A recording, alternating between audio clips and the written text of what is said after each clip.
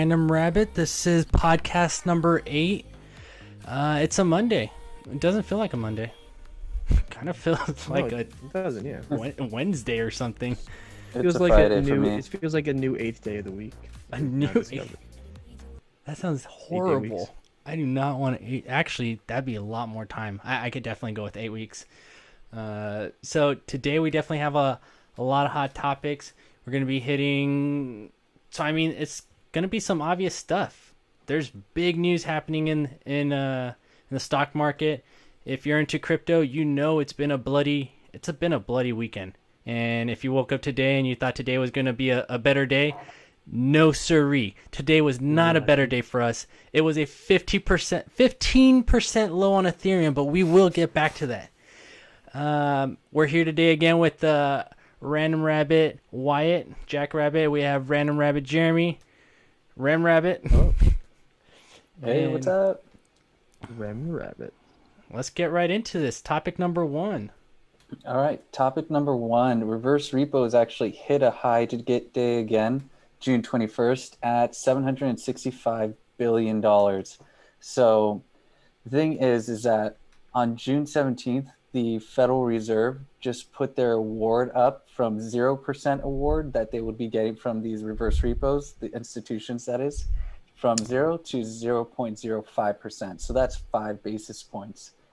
So you can see that the reverse repos today actually are at, for 1 month treasury, is at 4 basis points. For reverse repos, it's at 5 basis points. So the treasuries right now for 1 month and 2 month are at 4 basis points. That's saying that the federal government actually wants people to use these overnight maturity reverse repos.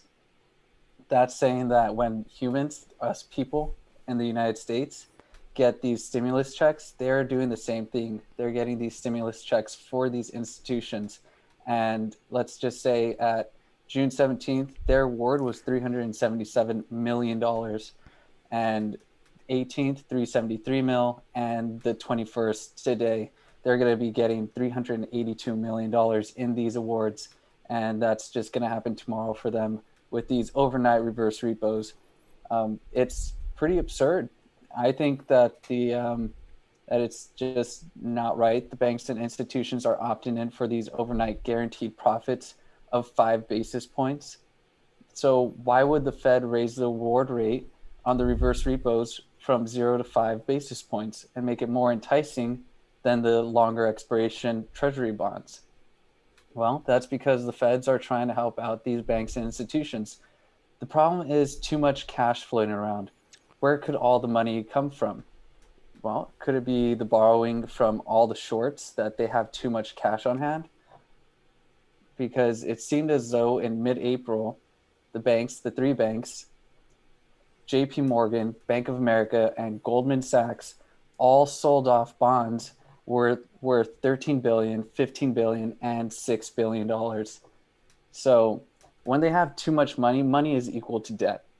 Then debt is equal to liability, and the liabilities need balance through collateral. So they don't know where to park their cash, and they're asking for a sure thing, and the federal government is able to give them a sure thing and put that 5 basis points, and they're just collecting their stimulus checks for these institutions. 68 participants, 61 and 68 participants through June 17th and June 21st. So I don't know about you, but the news is saying that during this mid-April time, the news said that, they needed extra cash, which could help them pass the Federal Reserve stress test, and which would allow them to raise dividend and buy back shares later this year. I think they need the extra money to buffer them from the impending market fall, and they would rather make 5 basis points on these federal treasury bonds than make over 150 basis points with corporate bonds. Wow. So we could see that from the Wall Street Journal, you can see the corporate bond yields, and Josh has that up. And these yields, they could go up to 350 basis points, but they don't even trust that. They would rather just go to the Federal Reserve and park their cash and try to make their books look good. But this is just going to be a trend that's just going to be going forward. So we have a question in the YouTube chat is what is a reverse repo? So reverse repo is when the Federal Reserve, which is our government, they give their treasury bonds to the institutions that opt in for money. So let's say Goldman Sachs, they have so much cash on hand and they want to get more money the next day. So an overnight reverse repo is Goldman Sachs gives, let's say, the Feds $80 billion, or let's just say $10 billion. And the Fed in return gives the institution these treasury bonds that have a yield right now, an award of 0.05%. So 0.05% multiplied by 10 billion. I don't know, what is that? Like 5 million, $50 million. So More money than I that have. is a reverse repo. It happens at around 1:15 to 1:50 p.m. every day, where all the institutions opt in to give the government money. The government gives them back treasury bonds. That is just a risk-free collateral. Yeah, the idea is a trade, right? So the government says, I have this much in treasury bonds. I will give this to you. You will give us, right, this much to in capital to the bank, just like you would lend to a bank and you put your money in the bank and the bank can use the capital. The Fed kind of works the same way. The Federal Reserve is the bank for banks, where banks can borrow and lend money to. What happens is when the bank has too much capital on its books, it needs a place to park it because having all that cash is a risk to them, especially when they can't use it because they're not putting out loans. So that money just sits there. It's not doing anything. It's a liability for them. So what they can do is they can go to the Fed and they can say, hey, listen, you give us treasuries, we'll give you cash so you have cash to use for your operations wherever you need to put money. And then you'll give it back to us, and the premium we get will be 0.05%. So when you give us the money back, you'll be giving us an additional amount of capital. Meanwhile, all we did was hold treasury bonds that we may have used for collateral for something else or didn't use at all and just had them on our books. But it's a way to store capital so they don't have it on their books for a period of operation, and then for them to get that back with some kind of return so they can actually make money instead of just Some having it make interest the zero. next day. Right. Definitely. And that goes into well, before I go into our rule that's going to really just shake up the market, does anyone have any input aside from that? I feel like we covered reverse repos pretty well. No, yeah, I think that's pretty good. You are welcome, Sarah Clack, for the example. Perfect. So we're looking at the new rule that's going to be implemented this Wednesday, and it's the NSCC, National Securities Clearing Corporation 002. So what the NSCC is, it's just an automated system for the stock market. You know, before they used to do everything by hand, and everyone would be on the floor and stuff, asking for trade capture and settlements and settlement of transactions. Now they have an automated system. Well, what we didn't have an automated system for was these margin calls. So these margin calls for the brokers were always manually done. The margin calls for retail investors were usually done by the brokers. So they cracked down on us really quickly. Who cracks down on the market makers, the brokers, the institutions, the banks? The NSCC does, the clearinghouse. And they do liquidity checks, and they usually do it once a month at the end of the month. Now, due to this new rule, they're going to be doing it every hour. They're going to be doing it intraday all the time. And that's going to really shake it up because they're going to have the liquidity on hand at every moment. They can't just be like, oh, well, we could wait till the end of the month. And oh, we didn't get a phone call from Freddie that said they're checking our liquidity. No, they're going to now have an automated system that says, well, if you don't have the money on hand, we're going to liquidate your assets right on the spot. And that gets taken into effect this Wednesday. And it's going to change the game, especially for all these over leveraged institutions that everyone is yelling that the whole stock market, the whole market is going to crash sometime soon. This is just another coin in the well, death by 1,000 cuts. This is the 998th cut, 999th cut, you know. So we'll see when the market's going to tank, but all these rules that the SEC has finally been started to implement and take into effect is finally starting to come into effect. And we're going to see on Wednesday how this affects these institutions, because once one hedge fund, one institution defaults, it's going to be a domino effect. And these prices are going to go out of control. The market's going to tank. We'll see how they hold up, and eventually these rules are going to smooth out the playing field for all the retail investors, because we know that the institutions have way too much power, and they have all the information, like a duopoly of Citadel and Virtu. Those are two of the guys that send trades into the market, and they could choose to send trades into the market, or they could choose to hold them. They can manipulate the market any which way with that kind of power. And we're not saying that they are manipulating the market, but we don't want that kind of duopoly to still exist in this free market, because it's not. Right. So it's dangerous. The more powerful institutions have in the market, the more influence they can exact over a market, because they just have more money. The bigger they are, the more power they have. And the more power they have generally means that more retail investors will lose. And I think the majority of investors are retail investors, but the majority of the big players are institutions. So exactly. And now that it's not going to be manual margin calls, it's going to be less human error. Not saying that the code could not be errored. We're hoping not, but it at least takes the human component out. And it's step in the right direction. It's a step in the very right direction. So DTC 005 is just saying that, well, we have a stock and a borrower. We're going to keep track of all the stocks now. And now that every single one's going to be tagged, no more naked shorting is going to occur, or hopefully not occur anymore because of this system. And now 002 of the NSCC is coming out. And that's just huge with all these meme stocks. Now, let's take a quick look at Apple on TradingView.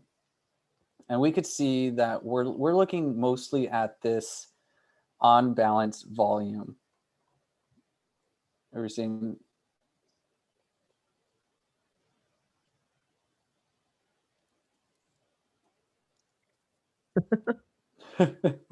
Well said, Josh. Thank you. I'm not even talking. Just want to give my insight. Obviously, I'm all jumbled up. So this is big news. So pretty much, I feel like I heard a couple things. One, these institutions are getting way more money than the actual, regular individuals getting. Inflation's going up. Pretty much. Remember we talked earlier on how this is also going to be affecting the crypto market? That I felt like really grabbed my attention. Why was that? Okay, well, there is this, I believe it is on.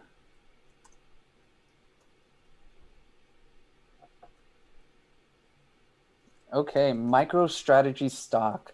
So MicroStrategy stock is it's a corporation, and guess who owns this corporation? We know that the news of this, well, before we get into who owns it, they just came out with news that MicroStrategy now owns over 100,000 Bitcoin, worth more than $3 billion.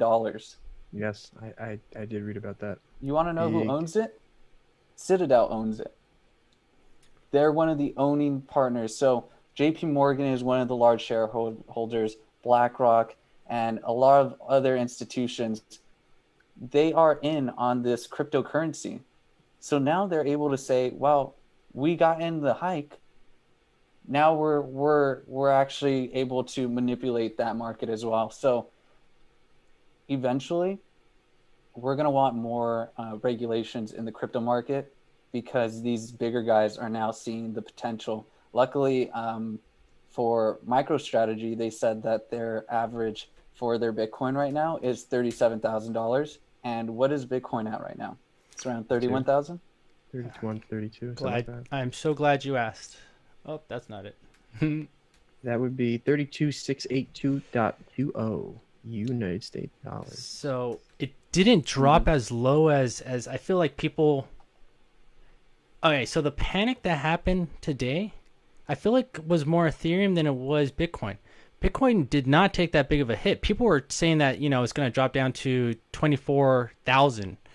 That didn't happen. It was coming near 30, but it quickly recovered from there. I feel like the new floor might be around 31. What are we looking at right here? Well, actually, I'm sorry. It's actually 31.6 right now. So I would say that your floor is probably going to be at about 30 in this case. I would say is a reasonable floor because the last time it got down this low was after it's run up to 40. So I would say 30 is a floor. If it breaks through 30, you could see it. Yeah, look at that. I think maybe So come down to 25. here are the floors, but as we can also see, look at the pattern to these things. I mean, the volatility is just crazy, but whenever it dips this low, the recovery is just wild, and that's kind of the momentum that drives it. Yeah. If Sell off, I'm, take profit, then buy in early. I feel like I have to just like think back at what happened, when Bitcoin was reaching 60,000. People were trying to buy in at 60,000 Bitcoin. Now that it's half that price, you're telling me that you're not trying to buy in, you're trying to bail? No. And that's why I feel like we see a lot of these other big institutions now purchasing more Bitcoin. Well, the thing about big institutions are if they continually buy large crypto asset positions, and then the price does go back up to, if they look at this and they say historically there's a probability that it's getting back up above $60,000, then they're making pretty decent bets when they own billions of dollars worth of Bitcoin. My fear is what happens if it hits 60 or 75 or 80 and they decide to sell because they're like, yo, we'd love to take $30,000 per Bitcoin of profit. That would be a Everybody's horrendous dream, of course. drop in the market. Yeah. And let me just tell you right here, it's Susquehanna Securities. That's a hedge fund.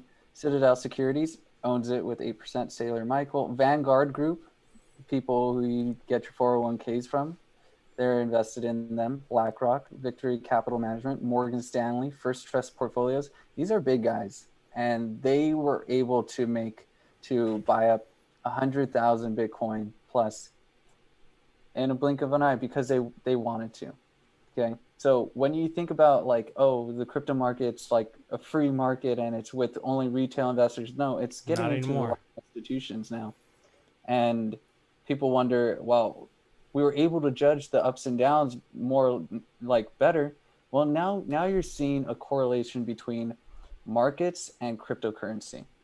So that's where more regulations are going to have to come out in order to I mean, think about it.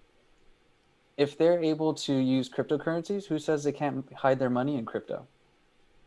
When you have a zombie apocalypse and all the zombies start biting people, they bite all the people in your group, the safest thing to do is to kill all the people that are infected, right? Because then no one else can get infected if all the infected are dead. What if these institutions get into Bitcoin, and as a result, the price movements they create start to cause broader market volatility? If I was a regulator and I wanted to save my financial markets, especially during this weird time of supply chain shortages, but red hot markets, trying to maintain a recovery, would I opt to strategically punish these companies, or would I do something more broad, like try to limit the ability for crypto assets to be traded entirely to stop the threat as a whole? Because the threat is right now there's all this volatility, but it hasn't caused any major market crashes. If it does, at what point does the regulatory body start to say this could be a material danger to the stock market, and can it be allowed to exist? Because China's cracking down on some of their companies and even telling them, hey, listen, you we don't even want you to take payments or trade in this at all. We want you to start limiting your exposure to crypto assets, not just mining, but your actual operations. I think I put a link in one of the articles in there that talks about, urges Alipay banks to crack down on crypto. So to actually stop, using it as often, make sure that track it a little more effectively. So it's going outside of just now mining. It's starting to go into, okay, limiting the actual asset itself. So I wonder what happens if people did own all those big positions and sold them and caused all that market volatility, prices start dropping and going back up, and that volatility starts to permeate through the market and affect people's portfolios. What regulators do, And I feel so. I was talking to Jeremy earlier, and he kind of enlightened me that a lot of the things that are happening to the stock market, or sorry, to the crypto market, is due to the stock market and how these large institutions have the blind margin calls. I don't want to just start throwing out terms here, but that due to what's coming up, because of the rules that you've mentioned that are going to be put into place, the new regulations, this is now affecting our Bitcoin market. Well, there's a lot of correlations that have been made to the market and the crypto market.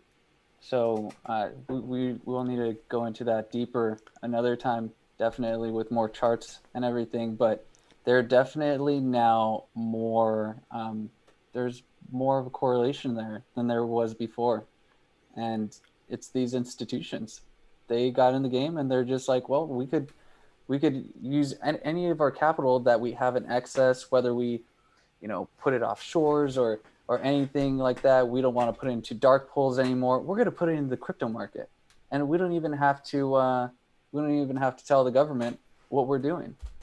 We don't even have to put it in our tax filings. Interesting, because I feel like there's been a lot more regulations coming about in crypto due to these allegations, because currently that's what they are.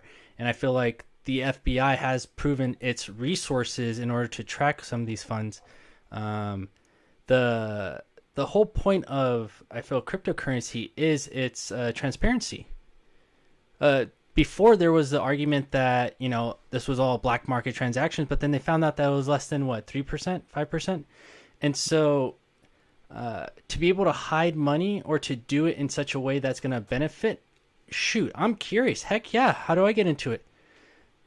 But at the same time, this is also kind of an area that I feel is becoming less gray, and with more institutions jumping in, absolutely more regulations should be coming about, because these guys know exactly what they're doing with the money. Crypto is such a brand new market. You have guys like me who know diddly squat, in stock market compared to the little knowledge I have of, the crypto market. And here I am finding out that large institutions are messing with my cryptos. What the heck? I thought these were two separate markets. Well, it is just the market. Anyone can play. The reason big institutions didn't get involved is because they had their doubts that cryptocurrency would ever actually be meaningful. And then all of a sudden, and it doesn't have to be that it'll be the long term. These companies don't necessarily have to be making bets and saying this will be a currency. No, their bet is, hey, there's a market and people are willing to pay $32 to $60 something $1,000 for a digital asset that is not a currency. They're willing to pay for currency that isn't really a legal tender currency. Before we even know if it's actually going to be effective, people are pricing this in this early on. So it doesn't matter if this becomes a bubble and pops. It doesn't matter if cryptocurrency becomes valuable, becomes a currency, or it just disappears altogether. It doesn't matter if it gets banned. What they're capitalizing on right now is the opportunity to make a lot of money in the volatility of Bitcoin. They're looking at the short term within the next few years. I don't think I'm sure some of these companies are betting in the long term, but I don't know how many companies or funds especially are investing in Bitcoin because, they think of it as a long-term asset, right? Actually making an investment because they believe in the long-term goal of crypto. I think they're speculating that the price is going to go up and that, all this news of 100K within the next 2 years will be true. and that they'll make a ridiculous amount of profit, and someone will write a book about them, and they'll go down in history as being the smartest, The traders in the world. entrepreneurs of crypto as institutions go. There's going to be, I tell you, after all this is done, there's going to be a series of books that are just going to write about the madness of mankind. Yeah, and like the amount of money that we've been spending on this stuff. First excerpt's going to be like, yeah, I saw a guy in Arkansas, lived in the middle of nowhere, became a millionaire, and I said to myself, why don't I just invest in that? So this And guy that's how bought institutions came into play. They bought this thing called a Shiba Inu coin and became a millionaire. So I sold my house and my family, and now I'm a millionaire too. That's gonna be like the opening story. Oh, Be like, what are man. you talking about? What do you use it for? Nothing. But I made $1 million on it. Yeah, And you know and now why? I wrote a book. And they made $1 million not because they did anything, but because other people in the market bet that this coin would go a different direction. Because the only way you make money in the market is if people lose, right? It's a zero-sum game. Money isn't produced; it's traded. It's like matter in the universe. You know what I mean? Like the money just gets moved around. So if you become a billionaire, that means 1 billion other people have lost, X amount of, or a collection of people have lost X amount of money equaling $1 billion in terms of losses somewhere along the line that passed on to you. Yep. Because of the bet went the other way, or just brokers had that money because they took it from other bets and they put positions on, and market makers, etc. Yeah. Well, let me touch upon this chart really quick. Do you have it up yet, Josh? Yep. We're good to go. On balance volume indicator. So we're looking at Apple first. We're going to look at Apple, and this indicator on the bottom is used in technical analysis to measure buying and selling pressure. So you can see in Apple when the indicator is at a high and it starts going down, that's more selling pressure. Then when it goes up, that's more buying pressure. And you can see the correlation in the chart right there of how this indicator works. So, Apple, you see the buying pressure, you see the selling pressure. All right, everything is good. Now let's talk about where these rules that the SEC, DTC, all these clearinghouses, and everyone's trying to put into place really quickly, and for what reason. And let's just look at GME right now. So this right here is a normal stock. This is how it transitions. This is a pretty typical basic looking chart, right? This is what to expect in most charts. Yep. Yeah. Now what the heck is this? It just So look goes at that. up and It up. goes up and it's stagnant, and it's supposed to signify buying and selling pressure.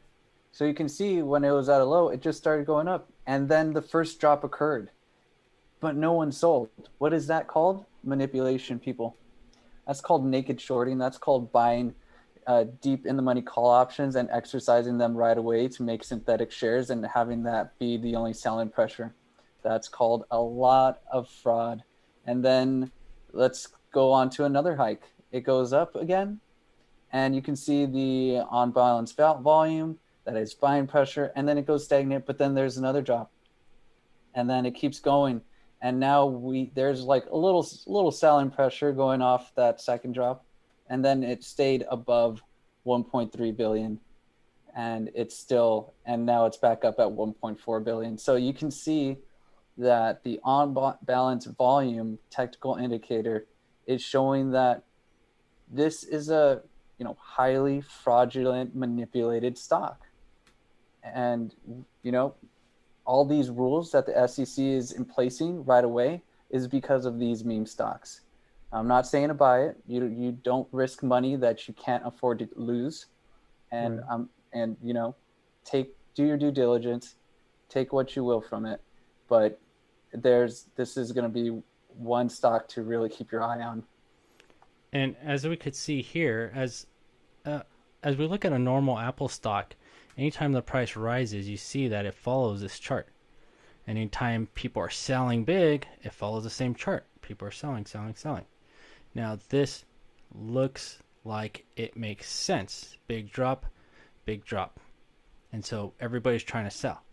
Now we go back over to GME. Oops, let's reload that one. Really? Now you go to Apple? Alright. So we go over to GME stock and GME. GME. Look at EBB. General Electric people. And so what we're looking at is, look at this big, we see the climb, right? Everybody sees the climb. That makes sense here. Now, it looks like there's a sell-off, but there's no dip here. And then look, it increases again. That follows the chart. And then here's a drop in the price, but as we can see, no one's selling. Nobody's selling through this whole part. And so you're telling me that this volatility is due to naked shorts? Yep.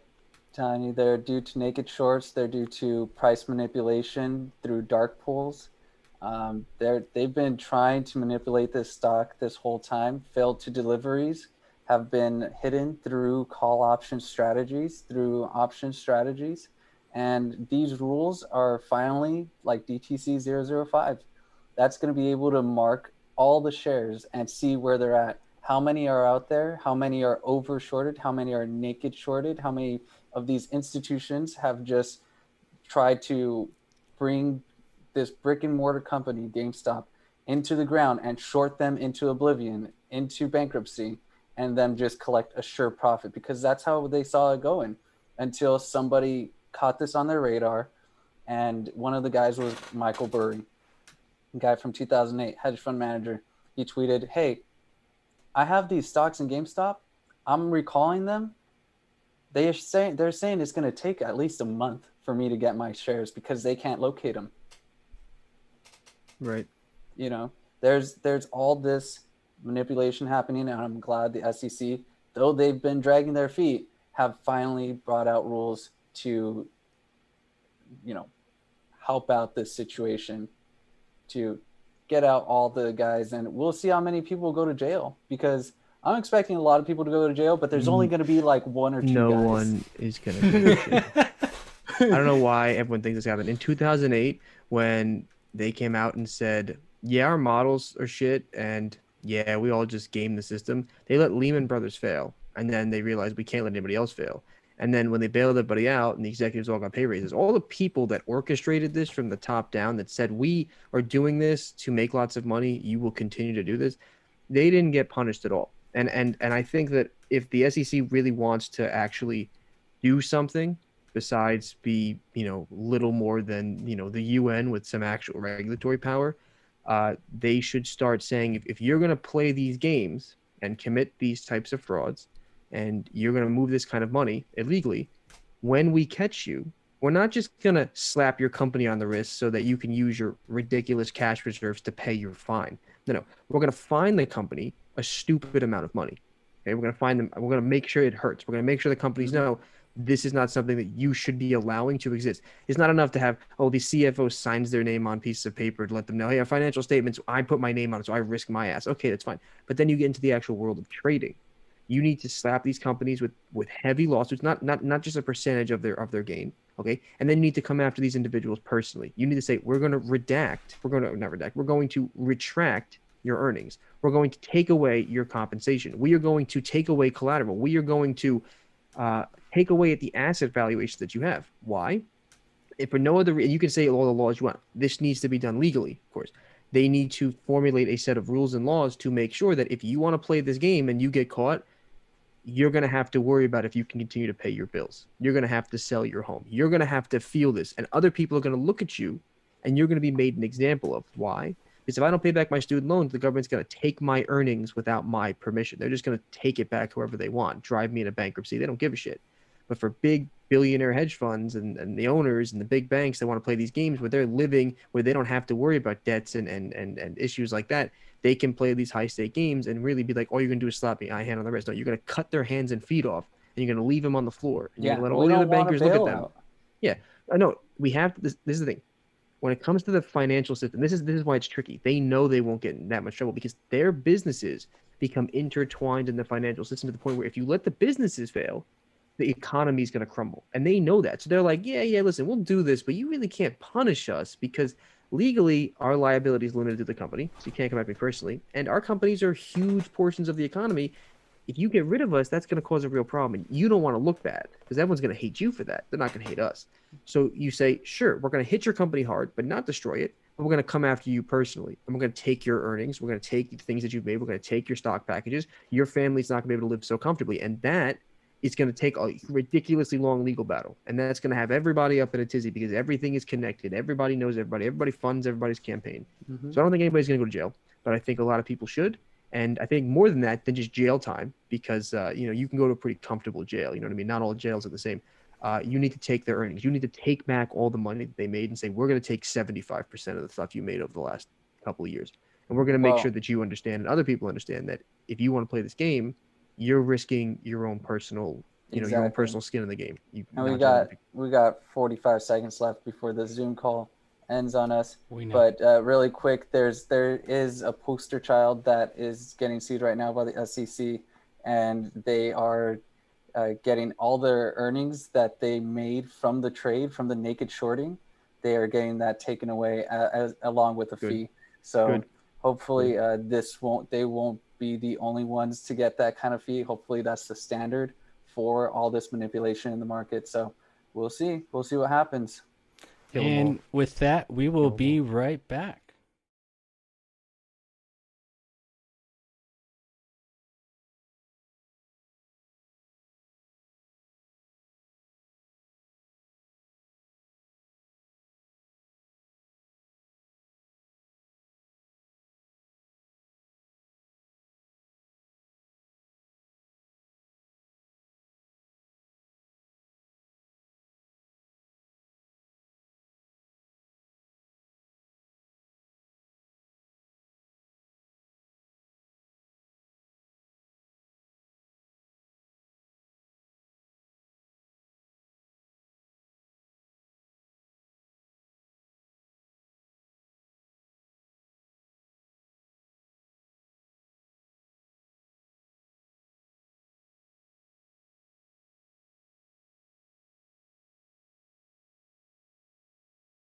I think people hide behind law and they hide behind their companies. They hide behind all these shields. And I mean, I'm all about personal liability because I'm personally liable if I fuck up my job.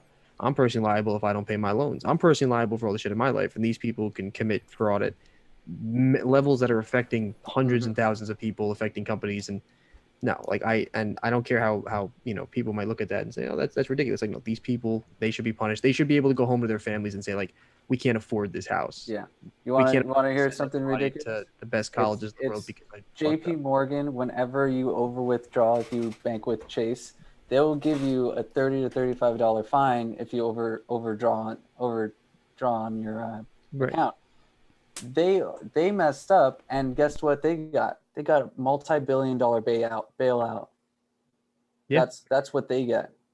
Yeah, they get, and I understand this, and I agree with the bailout as long as where the money goes. If the money goes to backstop the losses and into the business as for the business, I agree with bailouts. But when the money starts going into the executives' hands and they start being like, all right, we're going to shave a little bit off. Here's a couple of bonuses. We'll make sure we can pay your compensation packages. Fuck that. I don't understand why that. And they sit there and they laugh because they're like, we'll keep getting away with it. You need to hit them where it hurts and make them realize that you're no longer safe. You can't play this game. You want to play, you play it fair like the rest of us, or we come after your personal earnings. And why? Because you're committing fraud, because you're lying, because you're cheating. And that's just, you have to show that you're not going to stand for that. SEC needs to really step up and break ties with all the people they have connections to and really kind of stand out and be like, we're a regulatory body that's independent of influence, and prove it. Because if not, the SEC is nothing more than a joke. It's nothing more than a league of nations with very little power and influence or ability. So SEC, get your shit together. Do your job. Do your fucking job. And get it so that everybody has a chance to make money. Fair market. We just want to make money. I want all retail investors to be able to step into the market and feel like that what they're stepping into is a fair place to invest, not in a sea of these giant super armored technology sharks shooting lasers while we're in little rowboats with sticks and we're like hoping for the friggin' best, but we can't control anything and the waves are 50 feet high. We need to stop this other pay for order flow brokers. We need a fair market where we have our margins, our bid-ask spreads, and we could get filled at great prices, because the increase in competition just increases the ability for retail investors to get in at better prices. Right, and I think it's interesting because in 2008, right, all the rating agencies, they were it's their job. It's their job to make sure that the products that are being sold are rated fairly. But they had a problem. The companies pay for the ratings. So if you don't give me the ratings I want, I'll just pay a different rating agency to do it. They're like, no, no, no, no, no. We'll give you the ratings you want. I mean, what happened to them? Where's their personal liability? And they say, oh, it's not fair to the people. It's not fair to the employees. What are we going to do about them? To hell with them. Anybody that takes part in this willingly, and I'm not talking about the bottom level guys. I'm not talking about the people who are like, listen, you do this or we'll fire you and hire somebody else. I'm not talking about them. Okay, they're just doing their job and they're in a position. I'm talking about the executives, the people with the decision-making power. They need to be removed from office. They need to be taken from their post. They need to be punished. If you're not going to punish them, then what are you really doing? What message are you sending? They're just like, oh, they'll make news stories and they'll say they hate us, but I'm still a millionaire, so I don't give a shit. Oh no. Yeah. Make sure they're no longer millionaires. Put them back in the middle class level income bracket. You'll see very quickly that Have hedge them funds work start at playing a Pizza different Hut game. really quick and make them know Right. what an How about- actual yeah. dollar is worth. Would you like French fries with that, sir? Like, yeah. Good luck to you. Yeah, Exactly. you like that? You like that? Trade in like a Bugatti for carpooling in a minivan. See how you feel after that. DoorDash. see if other hedge funds are like, I totally want to keep doing this. Why? Because look at Jimmy over there, huh? He rides a bike to his McDonald's job now. He used to be a millionaire. Yeah. Good luck to you.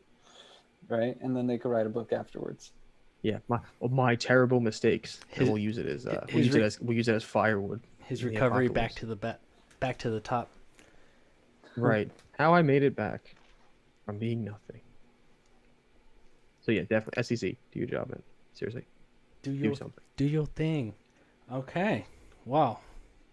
There's definitely more to talk about this. We're going to be talking about it probably up until Wednesday, and then Thursday we're going to see pretty much the ultimate results of the implementation of the new rules, the new regulations.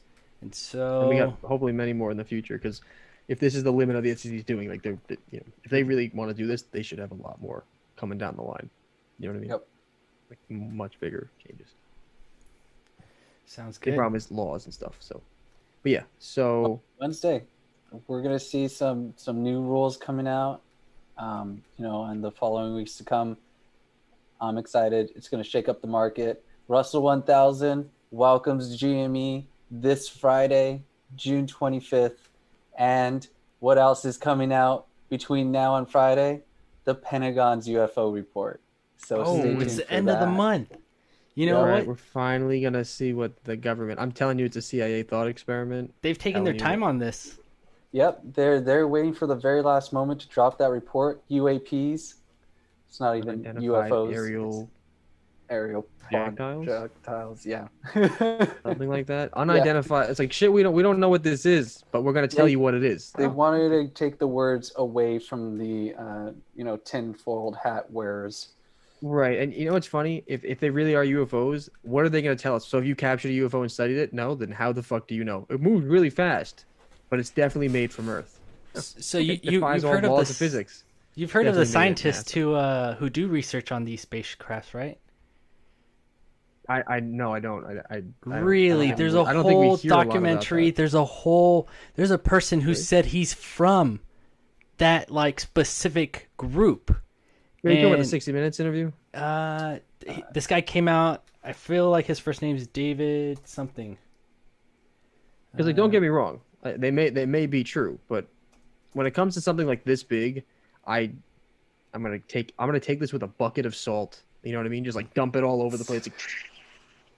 Yeah, They're really gonna have to verify. There's going to be a lot of interesting things because they're not talking about like, hey, is it a UFO or isn't it? No, they're even going the extra mile of saying, are these other dimensional beings coming into our dimension? Yeah, they're not even talking about like from outside of space. They're talking about aliens within our own space, just How would different you- dimensions.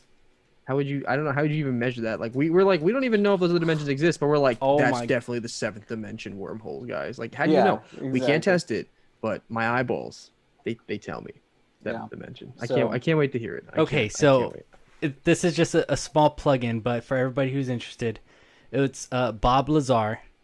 He was a person who pretty much came out and said that he used to work for And here, let me just throw my just quick Google search Born up, in 1959. just so you guys Yeah. see what I'm looking at. Was he the guy that just he built a rocket ship for his car on his car, and Yeah. then he got like Yeah. he got recruited? Yeah.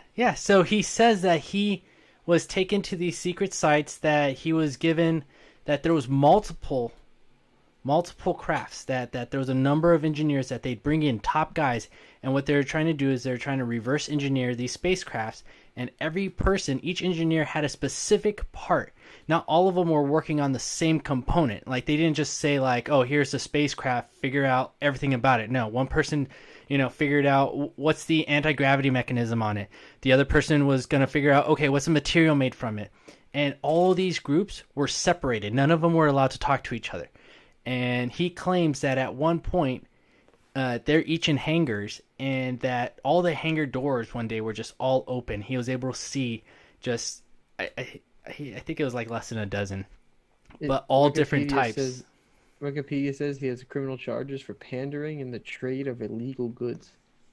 Ah, pandering. I love that wording. It's such a soft word. Pandering. He's I pandering. mean, because you have to understand this. If UFOs actually exist, when the UFOs United States. exist? No. So I mean, I do think there's intelligent life out in the universe. Do I think that they are flying at these speeds and coming to visit us? No. I mean, if they've been here this long, why would they just come and like visit?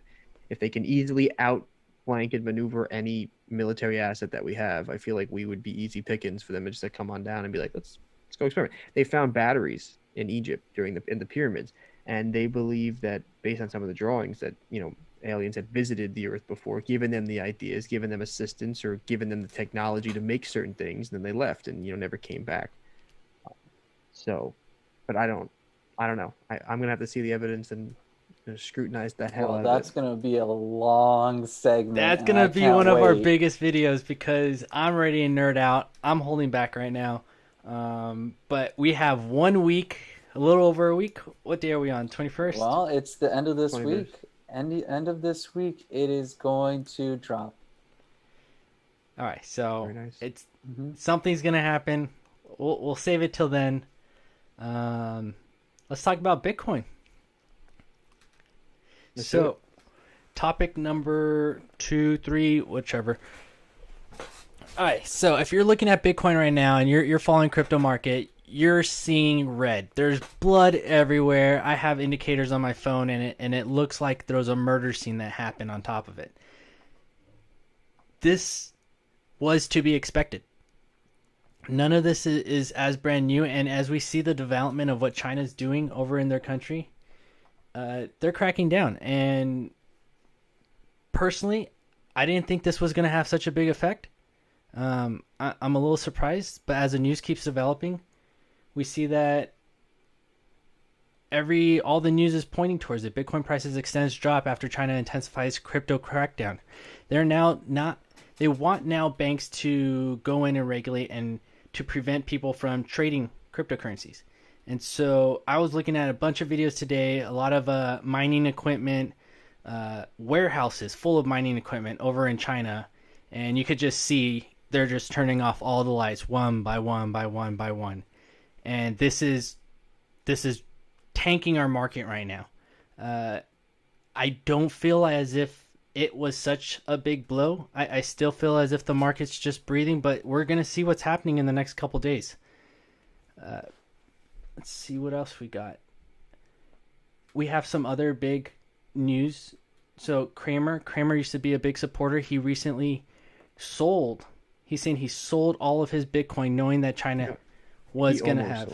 He almost sold it. He said after the news Oh, that came yeah. out of China, seeing the Bitcoin drop, I almost sold all of my holdings in Bitcoin. That's what he said. From CNBC. See, all of this just seems like such hype. I feel like if the news is saying it's already kind of past what it's meant to do for an investor's point of view. Well, the news is always going to be trailing what's happening, right? They just try to get as close to it as possible. But I honestly think that this coverage is happening because all these companies realize this is an asset class that is persistently available. This market is not going away anytime soon.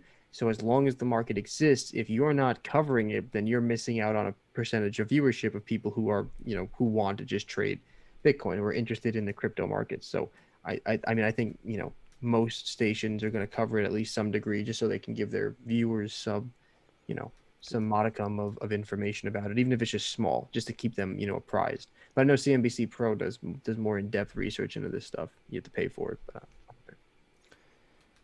Now, during this whole time, I feel like everybody's been waiting for that time to buy back in. Right now, I feel like we're at that crossroads. We had a what is it? A cross line. Death cross. A death Or cross. Yeah. the death cross. Yeah, we had a death cross over the last When weekend. the 50-day crosses over the 200. And from that, I mean, we just saw, let's look at Ethereum really fast. As of, let's see, just today I was looking at 15% low. Looks like we've increased since then. But we've dropped down below 2,000. We started recovering. If we could look at last night, what did we get down to? 1,863. From there, it was a quick bounce. It doesn't even look like it lasted that long. Let's look at these numbers. Wow. Honestly, it's going to recover. That's what I know. I'm just hoping that it doesn't recover before the market collapses, because if it recovers and those guys get more ammo to keep putting in these naked shorts and manipulation or do anything, then that's just going to mess up all the progress that we've been making. I don't think you can short Bitcoin though. No, I'm talking about the institutions on just the NYSE, the market. Right. So they could invest in Bitcoin and then take that money out. Oh, I know what you're saying. I see. And then use it. And then use it for their own collateral, their own funds. Use it to back up their bullshit. Yep. So That's what we don't want. But I believe it's still going to go up. Like at this moment, everything's rocky, and Bitcoin, Ethereum, the whole crypto market, Josh was showing me, everything's going according to the same trend. They all have the same up curve and down curve. And then it's going up again, and it's interesting. all of them, and that's why when I was talking to Jeremy, I was asking, is this something that's ever been seen in the stock market, where you see a complete, and this isn't even the first time. If we look back, probably about, I want to say a month and a half ago, we saw the same trend. It was a consistent dip throughout the whole market, and then it was a recovery. Now each coin recovers on its own pace, but the fact that all of them showed, and you could like put the charts all next to each other, all of them are doing that same little line and stopping there, as if, you know, kindergartner was just told to, okay, repeat and draw the same line, and the same thing happened across the whole market. Right. You see pump and dump strategies. You don't normally see them in large companies because they have so much volume that it's difficult to pull off. But you see them more often in pink slip stocks, right? The penny stocks, anything that's very low, because they don't usually have a lot of volume and their stock price is so low that you can buy an actually significant portion of the float at a time. So you can buy of the shares available, you can buy lots of them, and then you can easily pump it up and then dump it back down. So you can drive investor sentiment to say, oh, look, the price is going up. Actually push the price up with your buying, get people involved, and then as it just kind of takes off after that, you kind of let the residual go up, and then you sell out, and then you see those huge spikes. So you normally see those in pink slip stocks. So now you're starting to see them move into these, you know, more institutional style businesses with many more investors. That's why this is taking such big center stage, because if this was happening on, you know, this happens on you know, penny stocks all the time. But nobody gives a damn about penny stocks because nobody invests in them, nobody covers them. They're you know, they have no analysts. They're small companies and, you know, pennies on the dollar. But when you start doing it to companies that have thousands of investors, that has, you know, millions and billions of dollars of market cap, you know, then you start to see it and you start paying attention to it. But yeah, no, this definitely, these patterns do exist. It's just moving its way through different assets now, different classes of the same asset. So here I'm finding an article saying that Michael Burry, he did warn people on his Twitter, but then he removed the tweets. Is that a recant? or No, that's him saying, I don't want to get in trouble by the SEC, so I'm just going to put out some subliminal messages, and I hope you catch on. That's Mike, that's Michael Burry is a big name. hmm So like Elon He's Musk, an when they talk, influencer. people listen. But the other thing is this too. Like, don't get me wrong, Michael Burry is a very smart, very, very smart man, very, very talented investor. But that doesn't mean he's always going to be right. Even if you make big bets, you can make it wrong. During 2008, everybody thought he was a lunatic, right? That was crazy until it turned out to be correct. There's no guarantee that what he's saying is correct. I personally agree with him because I think that these markets are giant bubbles. But he may have just taken it down for that reason, and for the other reason is he just wanted to make the bet. You know what I mean? Because also, if he makes that bet and then people start trading it down, then he doesn't make as big of a win, right? If he decides to make a play against cryptocurrency, and he's told everybody and everyone's listening to him pushing the price down, then there's not as much room to make money in the end.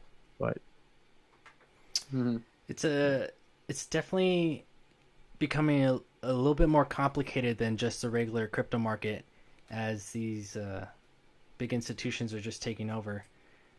Do you well, it's see? becoming more like a normal market. Yeah. Because Do you see originally it you had retail regulating? investors. Do you see it regulating this year, or is this a process that takes maybe 5-10 years?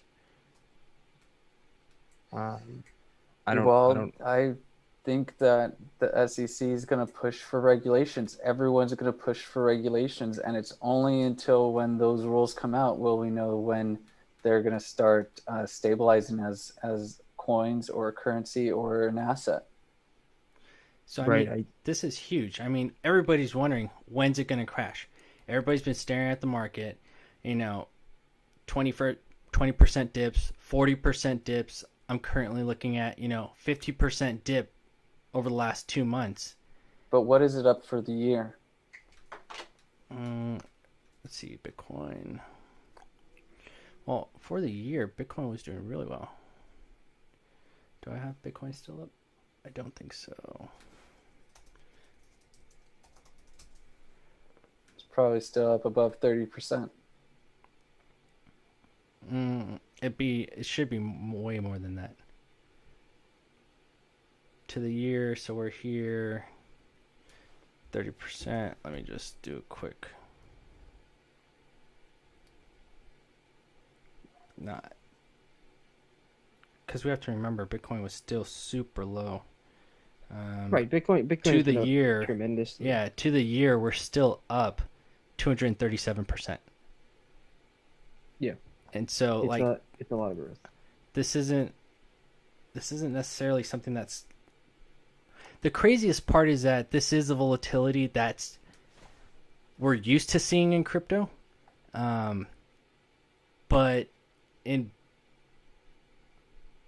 I don't know. See, I'm not surprised. I'm not surprised on how this is all progressing.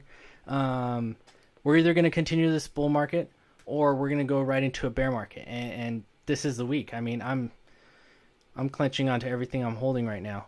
And so is this a buying period? That's going to be your tolerance to risk. Is this your, holding period?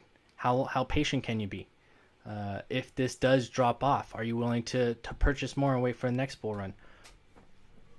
These are all questions that I wish I could ask some analysis, because I feel like the more it starts getting into reverse repos and all these SEC rules, this is going away from the simple fundamentals I was using, and it's definitely adding variables that I'm glad to hear. And if anything, if I wasn't hearing it from you guys, I probably would never know or have a full understanding of why the crypto market is taking such a hit.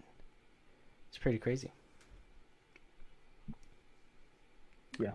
It's a wild market out there. So we're gonna keep tabs on all these things and get more analysis on it, because once the market falls, I don't doubt that crypto is gonna also take a hit as well, or it might just become someone's safe haven. We don't know. That's what I'm hoping for. I want it that your market crashes and my crypto goes strong, and I know why it hates that. That would be like, hey guys, so the stock market collapsed, so real production is gone. You know what we should do? We should pile all our money into that thing that has no real production. What do you mean no real production? What production does Bitcoin create? It is used as a form of payment, which again is only valuable because it can be converted back into fiat currency. Like when you pay someone in Bitcoin, the only reason that they accept Bitcoin is because they know they can get US dollars for it. That's the only reason why. Like they're not just like, I want to store this Bitcoin, or they believe that they'll make money because they'll trade in it, so they'll hold it and it'll pump up and then they can sell it. But you know, I've heard that people think that this is a safe haven like gold, that this is inflation free, which is lunacy for a currency. That when the markets go down, this will go up. But and I don't doubt that it would, right? Like in reality, I don't doubt that people would pile into this asset because they're like, oh, this is an alternative. The markets are going down. Everyone pile into Bitcoin. I don't doubt that'll happen. My question is that really what should happen, right? Is that really what's best going forward? I mean, you're looking at what looks like a giant head and fucking shoulders pattern. That's exactly what I was telling Jeremy. And the problem with that is that a head and shoulders ends with the price going down in the long term. And the problem with this is, here's a problem with the fiat currency. If China, the world's largest foreign investor, 50% of commodities consumed, one of the largest players in the world, if they don't allow you to mine it, nor allow businesses to interact with it, can it really be a global currency? Well, if the biggest players in the market don't want it, then how can it be a globalized currency? How can it replace fiat currency if people say, I don't want to use it? Not even I want to use it. I won't allow you to use it. Then it just becomes, it becomes an asset. It never becomes a currency because China is one of the biggest players in the world. That is a big deal. Like if China and United States and like places in Europe said no Bitcoin, what market would be left for Bitcoin? How would you use it as a currency? Do you now see that other people are either going to follow along with China, or do you feel as though they're now going to just miss out on this cryptocurrency and they're not going to be there when everything stabilizes? And then they're going to realize that they made a mistake, just as they did realize that it was a mistake limiting them to only have 2 children. Great answer. And that's our show, guys. We're going to come back tomorrow. And First of all, two big points I saw here. Wyatt ready to blow up right there. First of all, China has a ridiculously large population of poor people. So their population mandate was an attempt to try to get them to stop reproducing and just have tons and tons of more poor people, because a lot of China is rural and poor. And they realized they made a mistake because birth rates are down in China and the United States and in most places. So they reversed this. And they're like, you can have 3, 4 children. Please make more children. We need more people to work. Because in a communist country, if you don't have a good working class, you don't have shit. So the other major thing here is, I don't think that cryptocurrency, as it is now, will ever be a currency. I think what will happen is countries will make their own digital currency, digital coins that they can control and produce, so they can use it as a tool and have the ability to affect it in the event that they need to affect it because of how the economy moves. I mean, think of it this way. Think of in 2008 if the government couldn't bail us out. How do you have a bailout? How do you have stimulus? If your country goes through COVID and your currency is crypto, but your government isn't making crypto, then it doesn't stimulate. It can't do more. It can't stop evictions because it can't pay people to keep them inside, because it can't produce money to give to people. What so if that's you need where liquidity in the the country the country would have to adopt crypto, like El Salvador. So what I'm saying is but they can mine it, right? So this is the thing. So the idea is they can mine it. So if they mine it, they can produce it. Here's the problem. The dollar used to be on a gold standard. Just like we say, oh, we buy cryptocurrency, 21 million Bitcoin is the max. Once we get to it, there'll be no more. Bullshit. Absolute horseshit. When the US dollar became too big and there was too much production, we need to make more. Guess what happened? The gold standard, that was gone. Bye-bye. Gone. No more. You don't think the same thing will happen in cryptocurrency? In fact, if Bitcoin becomes a legal tender fiat currency, do you think that their 21 Bitcoin will be enough to circulate forever and we'll never need to have more? No. So what do? They'll rewrite the code. And now they can, Satoshis, whatever it is, they can, some sub of Bitcoin. Then you have this problem where it's like, okay, well, we need more. So we'll just rewrite the code. How does that differ from fiat currency? I don't Right think now it looks different. Can they rewrite the code? If you can write code. No, that's not You're how telling that me works you in can't blockchain. rewrite code? No. But then so then if you can't, then what happens if that's the end of the money, but you need more? No, that's the point. It's that you can't rewrite the code. You can't create more. Okay, no. So what I'm saying is then, okay, let's say that's true. They can't rewrite the code. You mined all of it. Well, shit. As we've learned, people keep growing. Populations keep needing more. The complexity of economies keep growing. Our GDPs keep growing. If we can't actually make more money, then do we effectively stop growth and say, this is as much as we can grow. We can never grow past this point.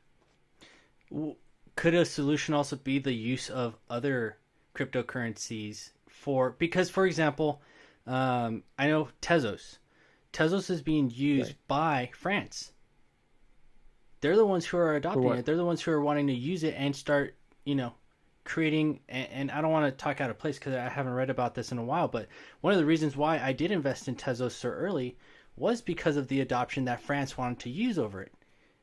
And I see that as a play of, we're not going to be using Bitcoin. Instead, we're going to be, creating our own or relying on our own cryptocurrency.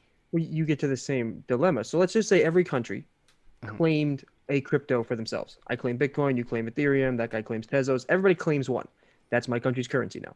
We can mine it, and we get exclusive rights to mine it because that's the only way you can guarantee it's yours. Otherwise, if everybody else can mine it, then it's not, what's the point? You can't produce it. So you get exclusive rights. You can mine and produce it. Eventually, just as we've experienced already with fiat currency, when you hit the limit, you're going to tell me that's enough? What happens when you hit the limit and you need more? What happens at that point? So how about this? You're not going to be able to hit the limit until, I believe there's still 120, 150 years before we hit the limit. That is the same argument. Have you checked to see how long into the future? But it's not borrowing. So there's only a set amount of Bitcoin that's able to be mined, and the production is going to stop at a certain time. But that's not going to be within our lifetime. Okay, but that's the same problem we have now. People were borrowing tons of money over the last 50 years because who gives a shit? It wasn't in their lifetime. Oh wait, but then we all got here and we're like, well, it's in our lifetime. So what I'm saying is you need to think of you keep coming up with like new sustainable solutions where it's like we'll just remove fiat currency, replace it with crypto with the idea that right now we're mining such a little. Imagine if it was globalized. Imagine if it was a currency. You're not talking about mining operations that are occurring pop up. You're talking about every country as their currency is mining this all the time. You're talking about governments using their resources to mine this. I don't think 150, 200 years is really the time horizon when you say, okay, we're all going to adopt this, we're all going to mine it, we're all going to build it, we're all going to use it. Not to mention, you'd have to figure out which coins are the most useful because you have like 7,500 different crypto assets out there and more every single day. Just like we talked about, like PogCoin. They don't actually do anything, they just exist. Yeah, but I don't see a government, looking at PogCoin, Dogecoin, Shiba Coin. I don't see any countries looking at that and being like, we want to back our whole economy on this one. Like, right. So then you say there's only a handful, right? There's like the top 10 or 20 coins that are the most valuable. Which countries get the rights to mine them? And if every country can mine as much as they want, and they substitute that for the fiat currency, now you have even less of a pool to draw from. Do we not still get to the same problems down the line where we're going to need to make more and we're going to run out of the ability to produce it? Because that might not happen in our lifetime, but it happens in 20 generations. Well, then fuck the guys in 20 generations. That's the same argument as saying we'll borrow in our government now all the debt because 60 years from now, those people have to worry about it. And then in 2050, we run out of Social Security and they're all like, too bad. We were taken from it through the U.S. government. We were borrowing from the U.S. Social Security budget, and we were just taking that money out because we don't care about today. We have more than enough for the future. And then guess what? 2050 rolls down, like, we actually don't have any more left. Oh, that's great. I'm talking about sustainability in the long run. So, we are a society built on patches that just keep carrying generations to the next one. But also, how do you deal with that with the debt? Are you going to change all the debt that exists in the world and you're going to denominate that under cryptocurrency?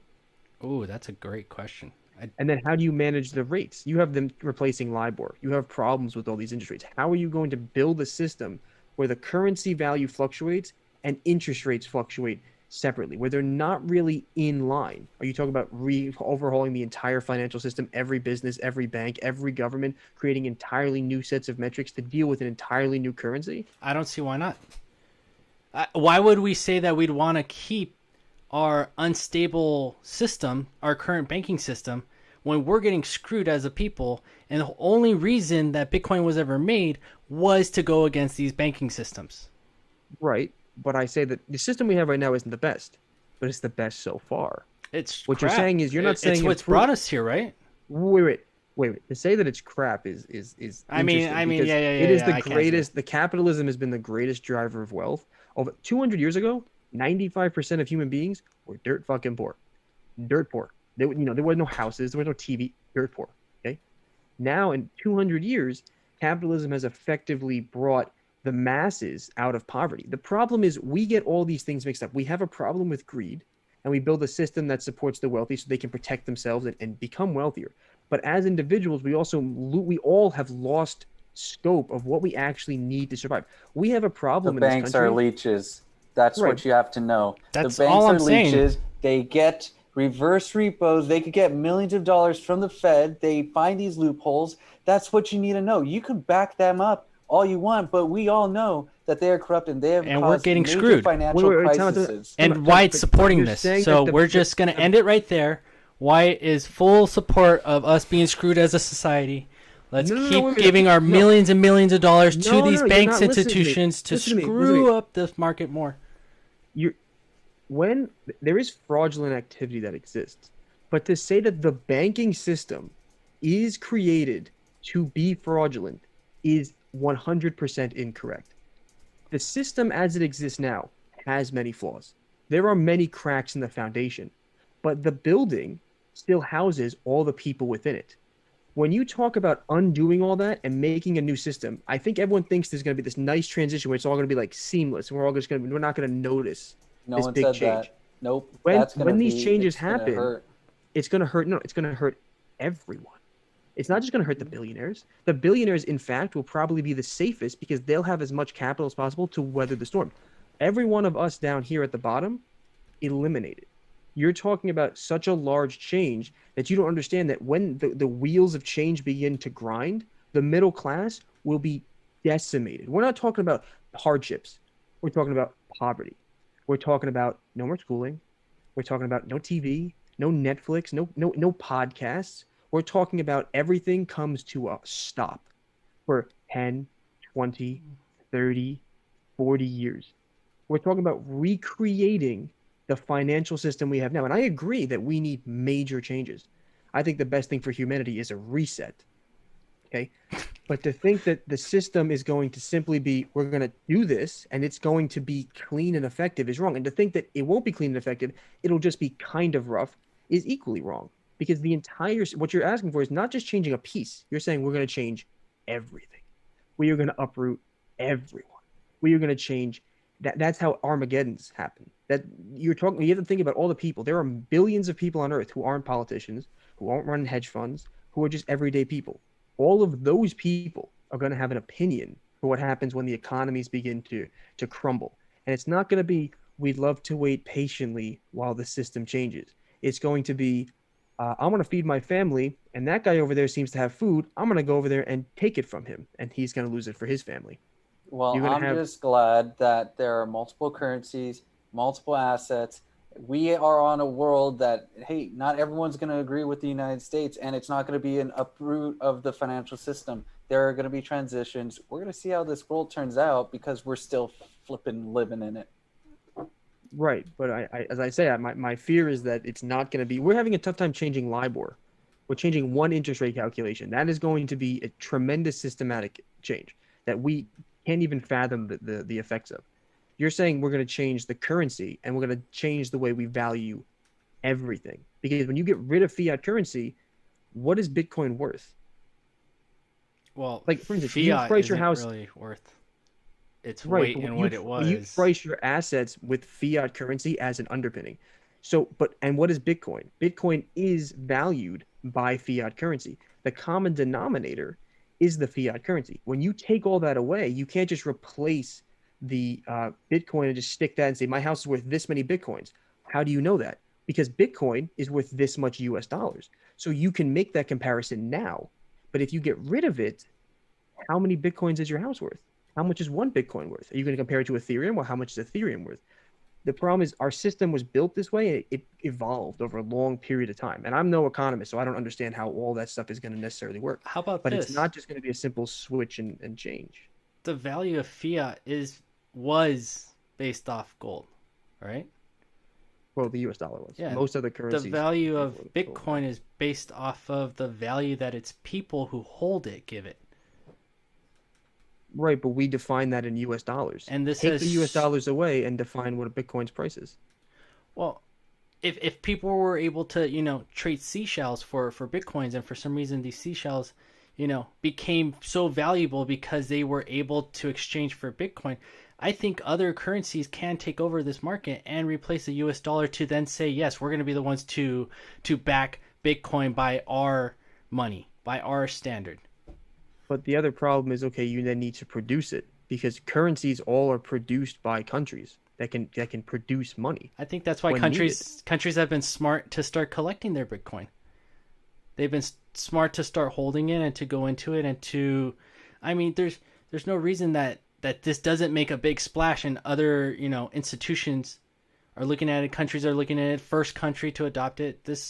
It's been progressing Well, in El the same Salvador way. doesn't have any other options. El Salvador's like, we're taking a long shot here and we're hoping that we can make money, not because Bitcoin will be worth a lot in the future, but because it's worth a lot of money right now and there's a hot market. So we can get a way of literally, you can pay people in El Salvador for things via Bitcoin that you don't have to actually go and spend your money there. They don't have to get access to a bank. They can literally send money via the internet. And I agree with the blockchain. I agree with the blockchain, smart contracts. I believe that is going to be incorporated heavily in the future.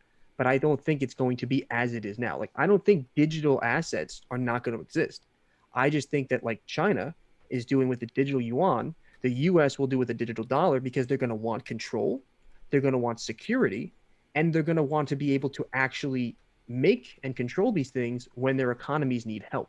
Because if you can't mine enough Bitcoin to give stimulus to your economy, and then the price of Bitcoin fluctuates, how can you calculate? How do you ever calculate how much a project's going to cost? How do you calculate? And that's our meeting, guys. Thank you for showing up today. As we go about bringing those guys back, if you guys have any questions, if you guys are interested in this topic, definitely shoot us comments. Don't shoot us. Come on our page, subscribe to our YouTube. We definitely have a blast. We like going at it. I feel like these are the topics of the future. Let's see if we could bring these guys back. Let's see. Hello there.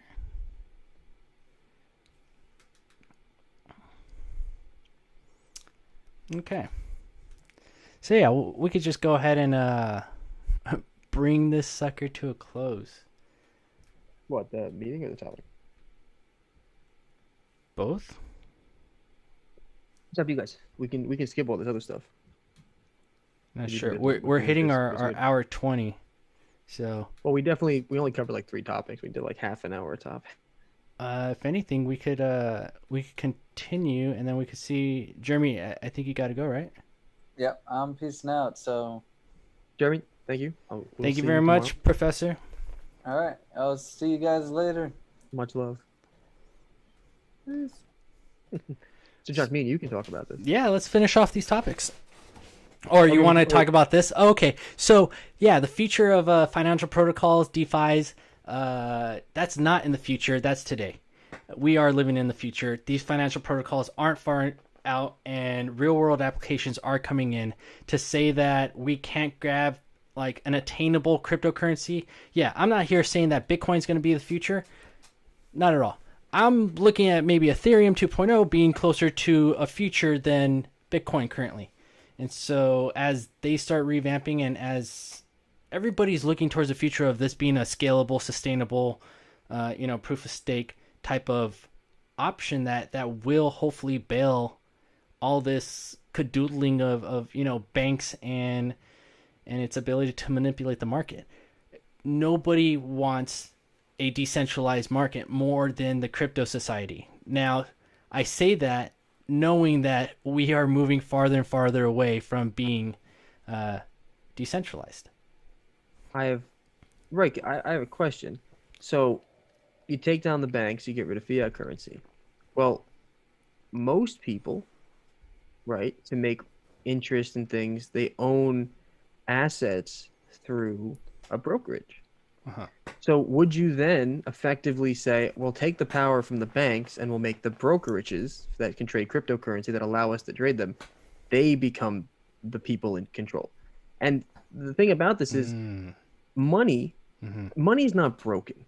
Okay, fiat currency isn't broken. Human beings are broken. We don't have gun problems in America. We have violence problems. Spoons don't make you fat. Your lack of self-control makes you Yeah. fat.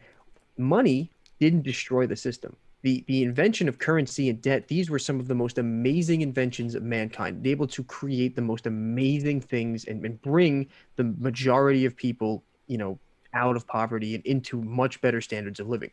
Okay. Think about today, like the average person that has like Netflix and watches TV and has a car and lives in a house somewhere, even if it's the cheapest level, 100 years ago, none of that existed. Yeah. So when you think about, I think I'm just lost my idea. Where's it going? When you think about how this works, the system, it's not the money that broke the system. It's not the debt that broke the system. It's not the traders. No, it's the people. Mhm. It's not the institutions that exist. It's the people that run it. So my question is, you can change all the currencies you want. You can change the whole system. But the common denominator throughout history as to corruption and fraud and misery and gaps in wealth and power has always been human beings. Greed, selfishness, desire, lust, pick a problem, and humanity has it. That's the problem. Because most people, because I think there's a whole other problem with if you just store all your cryptocurrency in your own computers, your own houses, and it's all digitally collected, and you need, because again, the other problem is the power, right? If the power goes out, you don't get access to any of your money anymore. And that's the same thing for banks, but you can go to a bank and get cash. You can take out physical cash. You can't own physical cryptocurrency. Mm-hmm. You can't. No matter how hard you try, you can't take that money and hide it under your mattress. You can't put it in a safe somewhere and say, this is my backup money. Your money exists on the internet. Even if you take it and store it on a digital wallet and put that digital wallet in a safe off the internet, if you can't access a way to extract and then find somebody who's willing to accept it, that is as worthless as a paperweight. Isn't that though the same as our current fiat system? Only, I agree. Like if you everything have all right your money now in a is bank, a digital asset. Right. My bank But tells me how much money I have because it's connected to the internet. I have no idea if it's Right. stacking hundreds for me. There's Right, not. but There's not hundreds of dollars. if you in there, wanted but- to, right? But if you wanted to, you could go to the bank and say the ATM and empty your bank account. You could do it. you can. And then you'd have that physical money. So no matter what happens outside, you can literally hold your money and use it to pay people because they can see the physical value. Hand them $1, like this is a US dollar, recognized around the world. And this took like 150 years to get there, to make it as recognized as this. So you have that money. But I also think of the 1920 crash, when people wanted to go back to their bank, wanted to pull out, That's their a run on the money. bank. Now here's That's the a thing. run on the bank, Here's the though. thing. That's a The panic. That's a difference with panic. the difference with Bitcoin is that my Bitcoin has a specific value, not a value, a specific number, a blockchain. What I identify my money isn't said that, this $20 bill is the same as this $20 bill. In fiat it is. In Bitcoin, the one Bitcoin has a different identifier as this Bitcoin. It's marked differently. And so dollar you can bills have have this serial one numbers. and I can have this one. And any day of the week, anytime, I can say, hey, this one's mine. And everybody in the network, in the Bitcoin blockchain, can verify that this one is mine. Now, if your $20 and my $20 gets in the hands of somebody random, well, who's to say who's 20? Okay, well, here's well, first of all, you could track your money by serial number if you wanted to, because all money has unique serial numbers. Every single bill has a unique serial number. It's not digitized, but it has unique serial No numbers. one's storing money according to, serial numbers. They're not saying, Well, because that seems insane, but that's what you're doing with Bitcoin. You're basically giving a unique serial identifier to the coin. So it's the same concept. One's just easily identifiable and trackable because it was done digitally. The other one is not because it was done on paper. But it's the same exact concept. except a for its unique identifier. reliability. As in, that's Right, the but point but of blockchain itself, is but that it validates itself, not a bank telling me that I have this amount. Right, and I agree with that to the degree that when you talk about reliability, you're talking about it from the operational standpoint, assuming that all of the network is still working, assuming that you can access. Like, look at it this way: you have all that money in your house.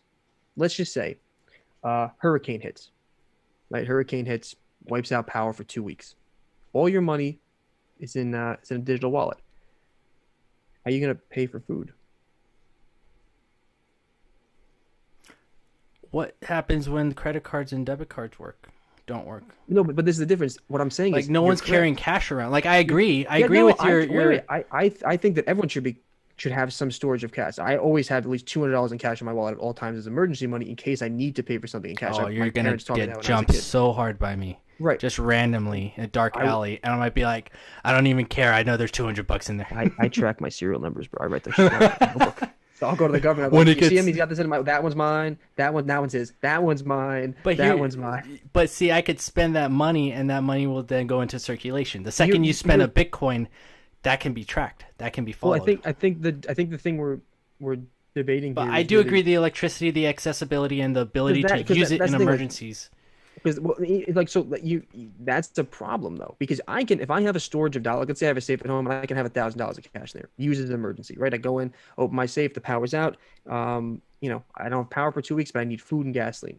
Can't pay for it electronically. Credit cards and debit cards are crap, so you should always have a cash storage. If you live your entire life digitally, you run the risk of not having anything. I think you should always have some cash on you. But because if the power goes out, I run all of your wealth digitally. doesn't matter. Like we said that story about the guy in the dump. He had $250 million of Bitcoin, but it doesn't matter because he couldn't access it. So it didn't matter that it was there. If you had $250 billion of cash in one place, that would be a lot of storage. That would be pretty hard to move. But he could store it on a USB drive. It could just fall out of his pocket down a storm grate and be gone forever. That's instantly gone. Not to mention, your investments. I mean, your cryptocurrency is not FDIC insured.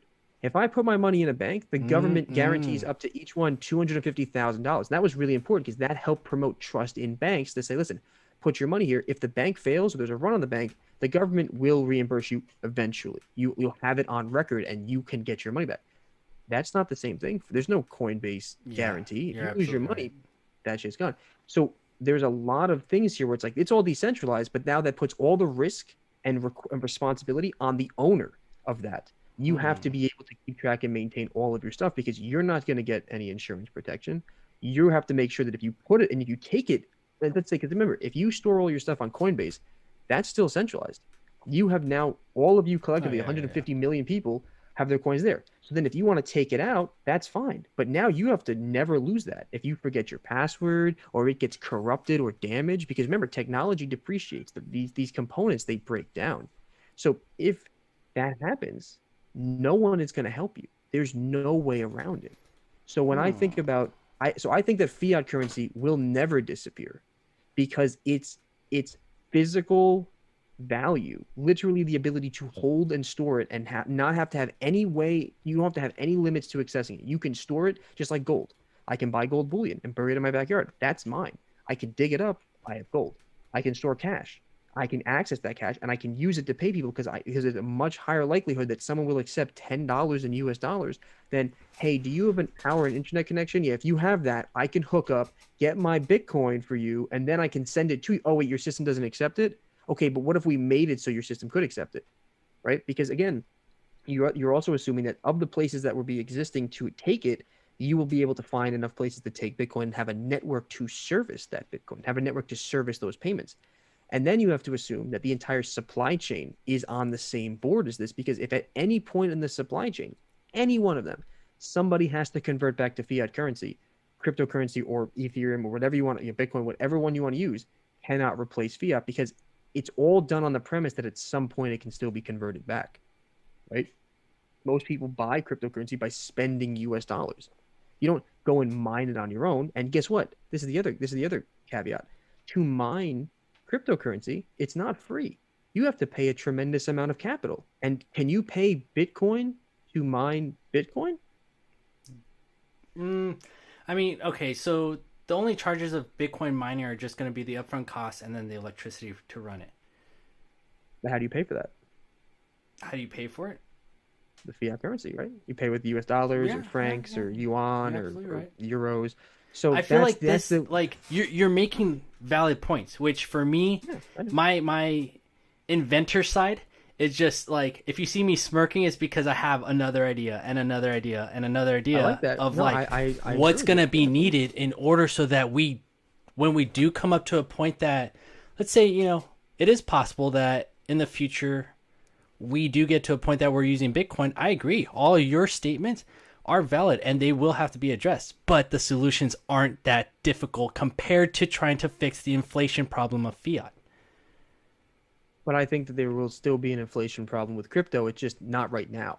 Like think of it this way: you didn't solve the problem of inflation in the long run. You solved it for yourself right now. And if the argument is the reason we're in this hole is because of the selfishness of human beings, well, you're just digging a hole for the people 200 years down the line.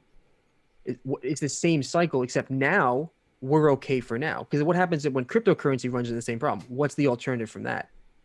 How do you improve? We didn't know Bitcoin was going to come out 15 years ago. 10 years ago, some guy, 11 now probably, had a dream that they did not like the banks so centralized. And so in the future, when this becomes re-centralized, I do imagine a new system, a new technology being adopted. I mean, there's no way. You still do the centralization though. Because again, that's the part of power. Yeah, exactly. centralization. That's part of humans wanting control. And I believe, everything will regulate itself to the most powerful having their hands around the biggest purse. Okay. That Well, how does that won't change if you have most cryptocurrency? What if the richest people say, okay, well, I just own the most crypto? Then they're the ones who are putting the value behind it. I'm perfectly fine behind that because if we have billionaires saying, yeah, my crypto's worth this much, nobody's going to be questioning that. Well, right, but how does that solve any of the problems we currently face? There's still the power is still consolidated No, among those the are few just elites, small things. and then you Those still are have tiny banks that are things. centralized. You're saying Those are the whole theories, though. Like if you say we want decentralized currency, but eventually we'll be re-centralizing it into some other form of institution that's not necessarily a bank, right? We can undo the banks, but you're going to have something like a bank, right, to manage it. I mean, the only reason you get staking rewards is when you own the Tezos on those networks, right? You can't just you don't just make money for having it offline. You have to be connected. You have to be part of the system to get rewards from the system. So here's the thing: what happens? We shift the power from the banks. We create an entirely new regime of power.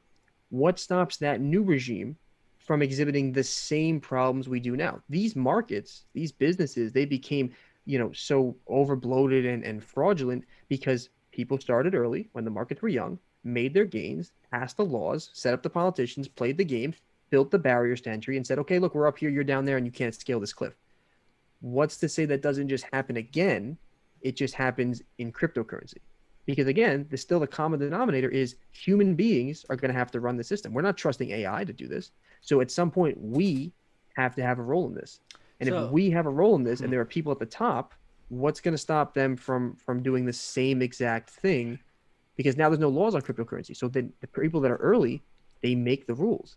What stops them from making the rules so that all the rest of us, once again, it's natural. If you want to have billionaires, you have to have poverty. You can't have everyone be rich. It literally doesn't work. So in order for you to have that, the middle class, there has to be a massive number of people to buy and sell and work and produce. That's how economies work. We just get upset with the speed of it. And having banks centralized, as you said, is an important part of finance. We need some form of centralization. We need to have rules and regulations to maintain markets. We are hoping, as we just talked about, that the SEC, a regulatory centralized body, is going to help fight these big funds. Why? Because they have the most capital. Well, we're looking at these funds who are just buying up billions of dollars of crypto. What stops them from just saying, okay, we convert all our fiat into crypto and we still own the world?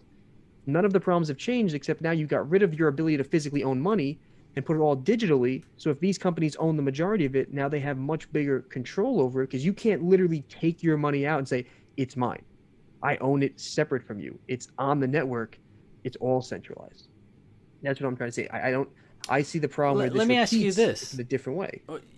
You've named all these points of failures in the future over a market that we're currently experiencing in fiat.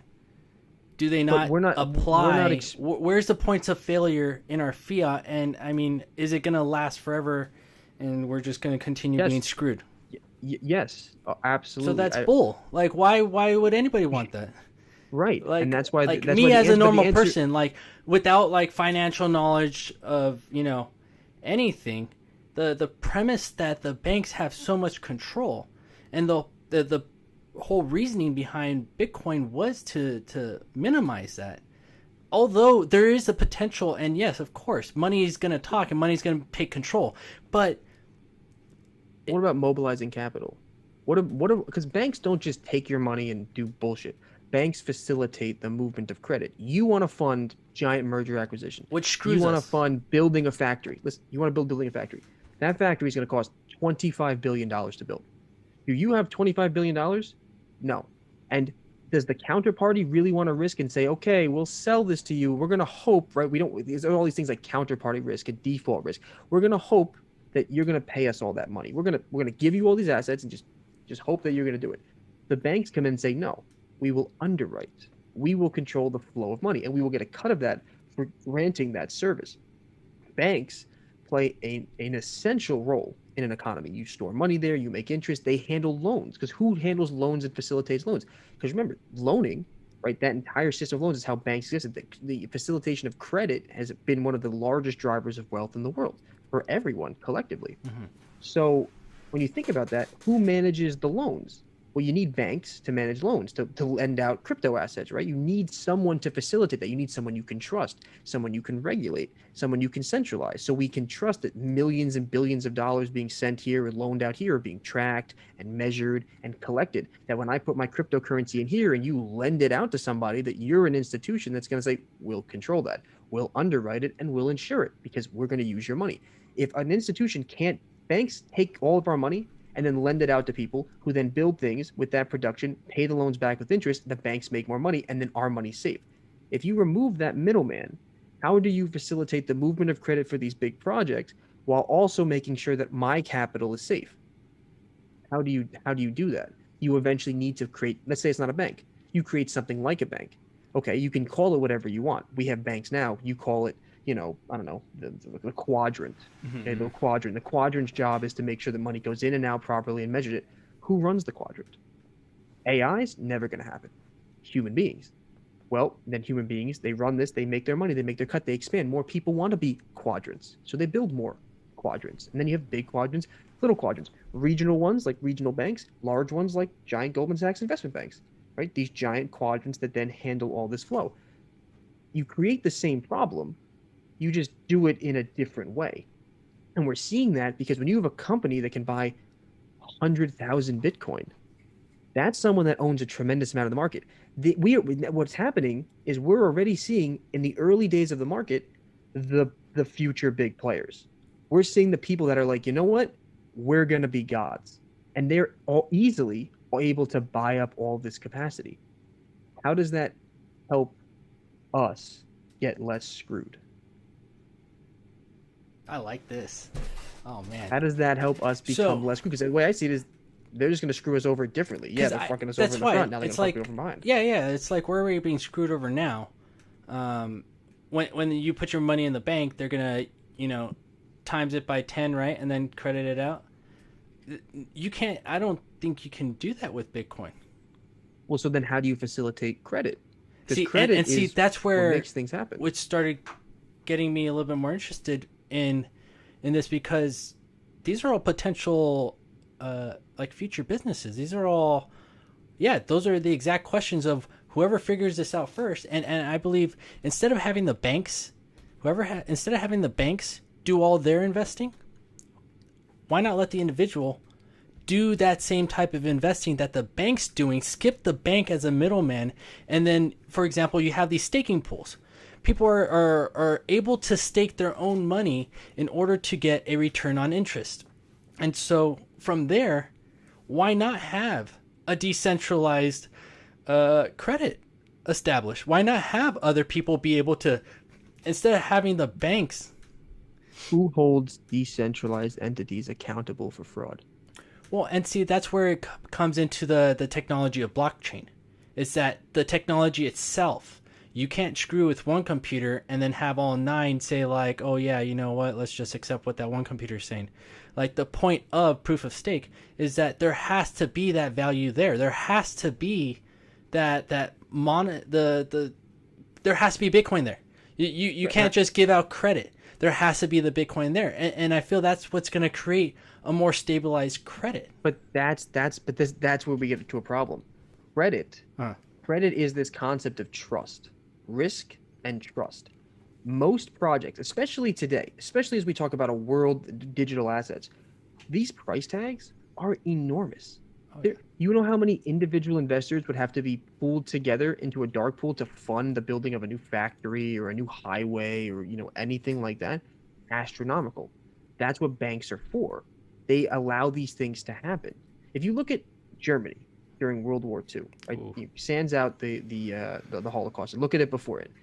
The central banks came together and were rallied to move capital to take Germany from a broken shell into an production economic powerhouse because they were able to move credit. I have the answer, but how did they do it? Tell me the answer. They had to give the money back down to their middle class and lower class. It was not about the large institutions keeping it. It was about the redistribution of wealth, the ability for people to work for that money. Through production. The banks were like, we need you to work. You need money. You need money. Germany needs production. However, there's nothing inspiring all of these people to just get off their ass and be like, we should just build stuff for the sake of building stuff. And there was nothing to keep these production managers from saying, like, we should just hire lots of people. We should all it wasn't like this hive mind collective where everyone was like, we all need to do this. It was the businesses saying, we will create the ability to pool capital and move it to different projects so you'll have the money to build and have the money to pay people.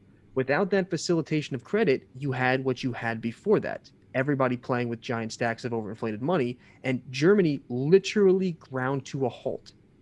They didn't just inspire themselves like, we'll all just build this. The central bank said, we'll facilitate the credit needed to get this moving. And then as a result of that production in the future, you will be repaying it. So the money will exist. But the whole point, like, your credit card is not you pay for it because you have the money right now. Your credit card is you pay for it in the future and then may have to pay it back with interest. It's the concept of being able to borrow without having the capital needed. Now, I personally don't spend anything on my credit card that I can't personally pay for, but that's because I don't want to have that kind of risk. But credit cards allow you to do that. They allow you to put a mortgage to put a down payment down the house or down payment down a car. When you don't have $6,000 on you, you can use that credit card and then pay it off over the next 12 months. That is an immensely quintessential part of how, yes, you also have predatory lending, but that's, again, human beings finding a way to take something good and profit off it on their own. But when you take them out of the equation and you look at banks and credit and regulators as what they're actually supposed to be, you realize these are pillars of finance. These are pillars that have made this great economy. Then you sprinkle in human greed, power, and time, and you get all this bullshit. But that's human. That is always going to be human. Since the days that we could walk upright, we were trying to find ways to take and own land and have what was ours. And then as you got bigger and bigger, you couldn't just conquer, the next town over. You had to build a business and own, or you had to be a politician and govern, right? You had these growths of power and influence. So what I think is going to happen is this is a hot new market that everybody wants to get in on. And what we're looking at is everyone's is excited because this is a reshuffling of power. We have the ability to reshuffle power. But for the majority of us, we're going to end up exactly where we were before. Except now we're going to we have a potential to have a system that has a million questions that we don't have answers to, even though we're pushing towards that limit. We're pushing technological advances before we actually have the ability to answer the questions of how we'll maintain it, or how we'll secure it, or how we'll deal with it. Because profit is being made. Profit is going to be made all the way up. All the big companies, all the big capital, even if they convert all their fiat currency to crypto and then the fiat currency disappears, they will still be at the top because they'll still have enough currency to buy more than the rest of us. I agree.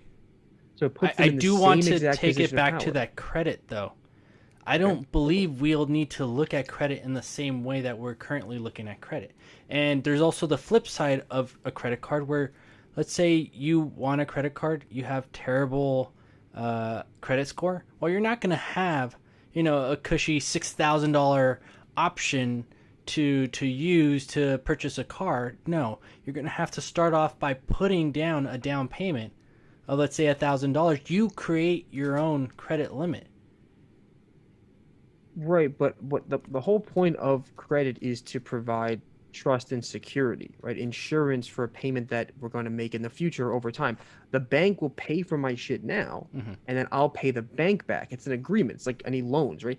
The student loans. The government will pay off my college so I can go and do my shit, and then I will pay off the government in the future so I'm able to do the thing I want to do. The institution that got paid didn't have to incur the risk, so that they're like, sure, we'll gladly accept you with this money. And then I have to make an arrangement, right? I have to set up an agreement with my loan servicer to pay it off in the future. That allowed me to go to a college that I could have never afforded otherwise. And that's where we get into these weird dilemmas. It's like, if I can't facilitate credit in the future, there are so many things that we can't do. And the theory is, yes, then prices should fall. But we are at a place in the world right now where all of this stuff is expensive because we have all these middlemen, all these rules and regulations, all these taxes, operating costs, margins, markets, all these things exist.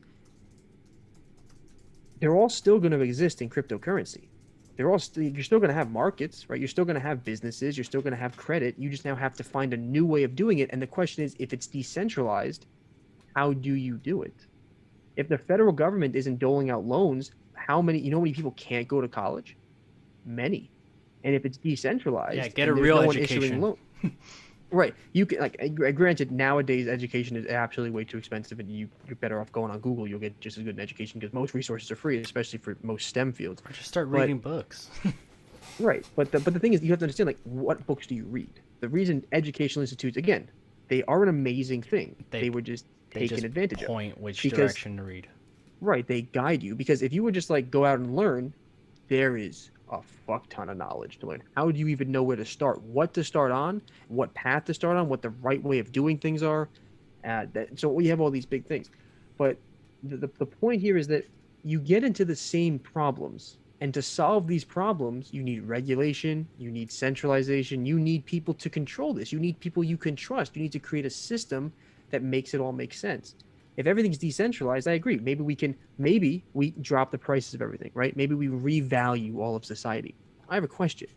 When you do that, all of these asset gains that have allowed all this technology to exist, the shock to the system, if that shock to the system hurts our ability to keep the lights on, then cryptocurrency effectively has killed capitalism. Because what if the time we need to set this up and the reevaluation of value creates such a problem in the current market regime that it destroys its ability to maintain the resources to keep cryptocurrency usable? Interesting. Then you effectively remove fiat currency, the ability to use that, but you also don't have the ability to use the crypto assets. So you're then left with nothing, but everybody is still hungry. People don't have power. People's kids are starving. Your car's not running. Your computer's not running. You can't go to work. There's no jobs. Then you look at the world and you say, well, there's 7 billion people. That's anarchy. And then there's not going to be any cryptocurrency after that, because no one's going to be looking at cryptocurrency when there's no power and the governments are upended and the people like, we want food, but nobody can pay for food because everything's in an asset they can't access anymore. I have so much. Because I'm such a huge fan on renewable energies. And to say that we're going to keep progressing with just the same technology that we're currently using is false. And to say that we're not currently adapting to our power supply needs is false.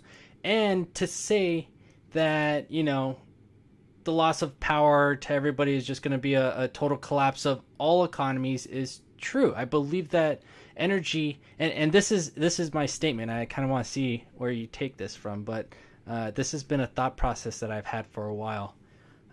And it goes really, really deep. But electricity, energy as a currency, not as a utility.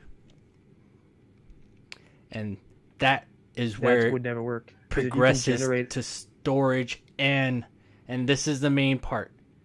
It's going to come down to everybody's individual ability to create their own electricity. You just created mass world poverty. How? I can't produce electricity. Can you? No. Okay, duh. maybe you can. But you Okay, have to buy the you're things to still do it, right? thinking our current time and present time. Like, Right, but what I'm saying is, I can give you a number of scientific articles of where we're moving progressively closer to this. This is not going to be within the next 20, 30, Yes, 40 it is. years at least. It can be. We are currently looking at, for instance, China was going to top off about 2030 in terms of carbon emissions and then work their way to zero emission energy production and manufacturing by 2050. Joe Biden wants it to happen tomorrow. But the problem is this. In Texas and California, large amounts of the power grid are starting to be converted to wind and solar. Here's the problem. That sounds great, but it doesn't match the needs of consumption. It doesn't stack up. We do not have the capacity to build and maintain, because here's the other problem. All those big solar farms, and wind Storage. farms, that requires land. What I'm saying is they literally can't store enough power at this time. And the batteries, the storage facilities, will Storage. require an entirely new, different type of materials to be mined that we do not currently have. We So you're don't going have to storages right now. There is no such thing as, I mean, yeah, you can store, but the biggest thing we have right now is Tesla trying to come out with his, home batteries, which if that continues to progress, you're going to see a decrease in everybody's electric bill. Because right now, currently, supply of electricity is by demand. So, for example, they create 100 batteries every single day, and we have 100 people. Those 100 people, they want those 100 batteries to be able to supply those 100 people, but those 100 people don't necessarily need to use a battery. Maybe 40 to 60% of them are going to use those batteries. Now that means the remainder of that energy just got wasted, just got blown. It's not being stored anywhere. Now, as we increase storage efficiency and individual individual production of electricity, meaning you have your own ability to store your own electricity. This What is I'm saying all is, progressively. How much do these things cost? That's not the Because question, and man, that's that not has to what be the matters. question, Because in order to produce your own electricity, you if have we're to in have a the failing means to do it. system, if we're in a failing system, it's not a matter of how are we going to get this to work. It's when are we going to get this to work? Because If you your do Titanic is have sinking, valid concerns, but that's at present day. Like to think Right, that because we're going to just be pricing stuck like this Bitcoin- for the next 100 years. We're never going to go anywhere with that mentality. It's the progression of what we're going to need. What I'm saying is this money is an extremely important thing because it allows us to do everything that we do. When we look at a country like the United States and how much debt we have accrued and the Money or inefficiency of our electricity? utility companies are heavily regulated. You are looking at 50 years before these companies say, yeah, we'll relinquish our ability to make profit so that you can have it for free. And then if everyone's going to produce their own electricity, how do they do that? They will need some way of doing that, which means they will most likely We're getting have rid to of utility procure companies. What'd you say? We're going to be getting rid of utility companies. They can't exist in the future. Sure, fine. But in order to remove a utility company, and so they don't produce power, everyone must be able to produce their own power. Here's the Yes. question. How much does it cost for me to be able to set up and maintain my ability to generate electricity efficiently and reliably? So How much is that going to cost me? That's the question down the line. And not just me. Because remember, our poverty level is increasing over time. So more and more people are finding themselves below the poverty level. If you create a system where you get rid of utility companies that produce power to all these places, you then you can't get rid of them. You can't be like the government and say, listen, we'll get rid of utility companies. And this is how much it costs to set up your system. If you can't pay for it, fuck out of here. No politician will ever do that. No lawmaker will ever do that. The Senate will never pass that bill. The Congress will never allow it because they're all going to lose their jobs. Never going to happen. So you would have to create a system that would guarantee that in order to remove the utility companies, you have a reliable, guaranteed way of getting people the parts they need and the installation help they need, because that assumes that everybody's going to be just like, oh yeah, you sent me a bunch of things to build, I'll just build it and it'll work. I'm talking about the electricity for my family. People aren't going to want to vote for that. And the voters and the taxpayers, they run the show. They run the show. So if they aren't happy, that's going to be a problem, because politicians won't stand on that platform. Aren't utility companies inflating their prices as is? Isn't it going to get to a point where heavily... Right now, utilities for electricity, they're heavily regulated by the government. They're not allowed to make much profit. Utility companies are really just so then tell me about Texas and how those people got screwed over when the power went out. What happens in Texas is this. They said, okay, there's two things. There's, depending on what side you listen to, but they're all good points. The Texas power grid runs on a basic free market system, meaning that it's all supply and demand. It's not regulated by the federal government. So they don't required to spend capital to weatherize and back up and prepare. So when these freak events happen, well, you ask yourself, if you owned a power company in Texas, you're not thinking, should I spend millions and billions of dollars to weatherize my system against snowstorms? I don't have to. That would hurt my business's profit margins. Not going to happen, because I care about my business longevity, and the odds that are going to happen are small. So I don't. Then it happens. Oh shit. Then what happens is, because it's a supply and demand market, they are not basing their power on a regulated price standardized. They're saying, you all really want power. We don't have much of it. Well, low supply and high demand means you're going to pay $16,000 this month for your power. One of the politicians in Texas came out and said, that's the price of freedom. That day, he resigned, because that was the end of his political career, because he was yeah, a lunatic. He's like, yeah, your family's freezing to death. Oh, that's the price of freedom. Oh shit, you're stupid. So that's what happened. So they and then even Ted Cruz was like, we should really do something about this. This isn't right. I'm like, yeah, Ted, you were off to Cancun, okay, to escape. Oh, I know. Shut your friggin' mouth with your burned nonsense. On that one hard. And he went and took photo ops, him handing out water bottles, like, look at me. I'm like, yeah, thanks. Yeah, to like one car in the middle. And the other argument is this: Texas currently makes 20 to 25% of its power comes from wind turbines, which do not meet the consumption demand of the people. So what happens is they require more power than is necessary. And right now, we are currently in California. We had one literally yesterday. Greenouts, and we're calling them greenouts, right? They're rolling blackouts. And they're calling them greenouts because California and Texas are two of the biggest states to have let companies with under federal subsidies build all these things. They get tax breaks, they get benefits, they get credits, all this stuff, because the government's like, we're going to be the king of clean energy in the future. The problem is that it's not enough. California gets 10% of its power from a fusion reaction, right? The power plant. They're planning on taking that offline. Not only does it provide 10% of the power, but it backs up all of the other systems. Their plan is not, we're going to have a solution in place before we remove it. Their plan is, we're going to get rid of it. We'll figure it out along the way. And at the end of the day, who makes these calls? Policymakers, politicians. Do you think they're going to ever have to worry about this? No. The schmucks in the middle class are going to be the ones who have the severe rolling blackouts, who are stuck here like, what the fuck, guys? So the problem with that was an argument of regulations and who should I spend money on. But we should end this and come back. Yeah, because I do have some follow up to. I want to keep going to that as well. So we will be right back. Right, everybody.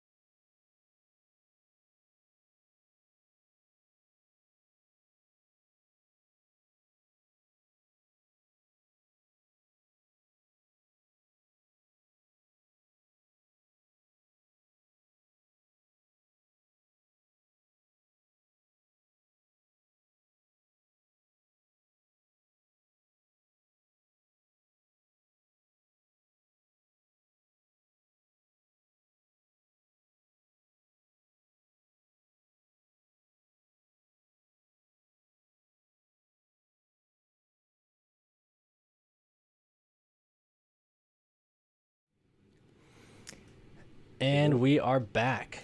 Thanks for a little short break. All right, so you bring about all these, rules and regulations that all these utility companies are, under, right?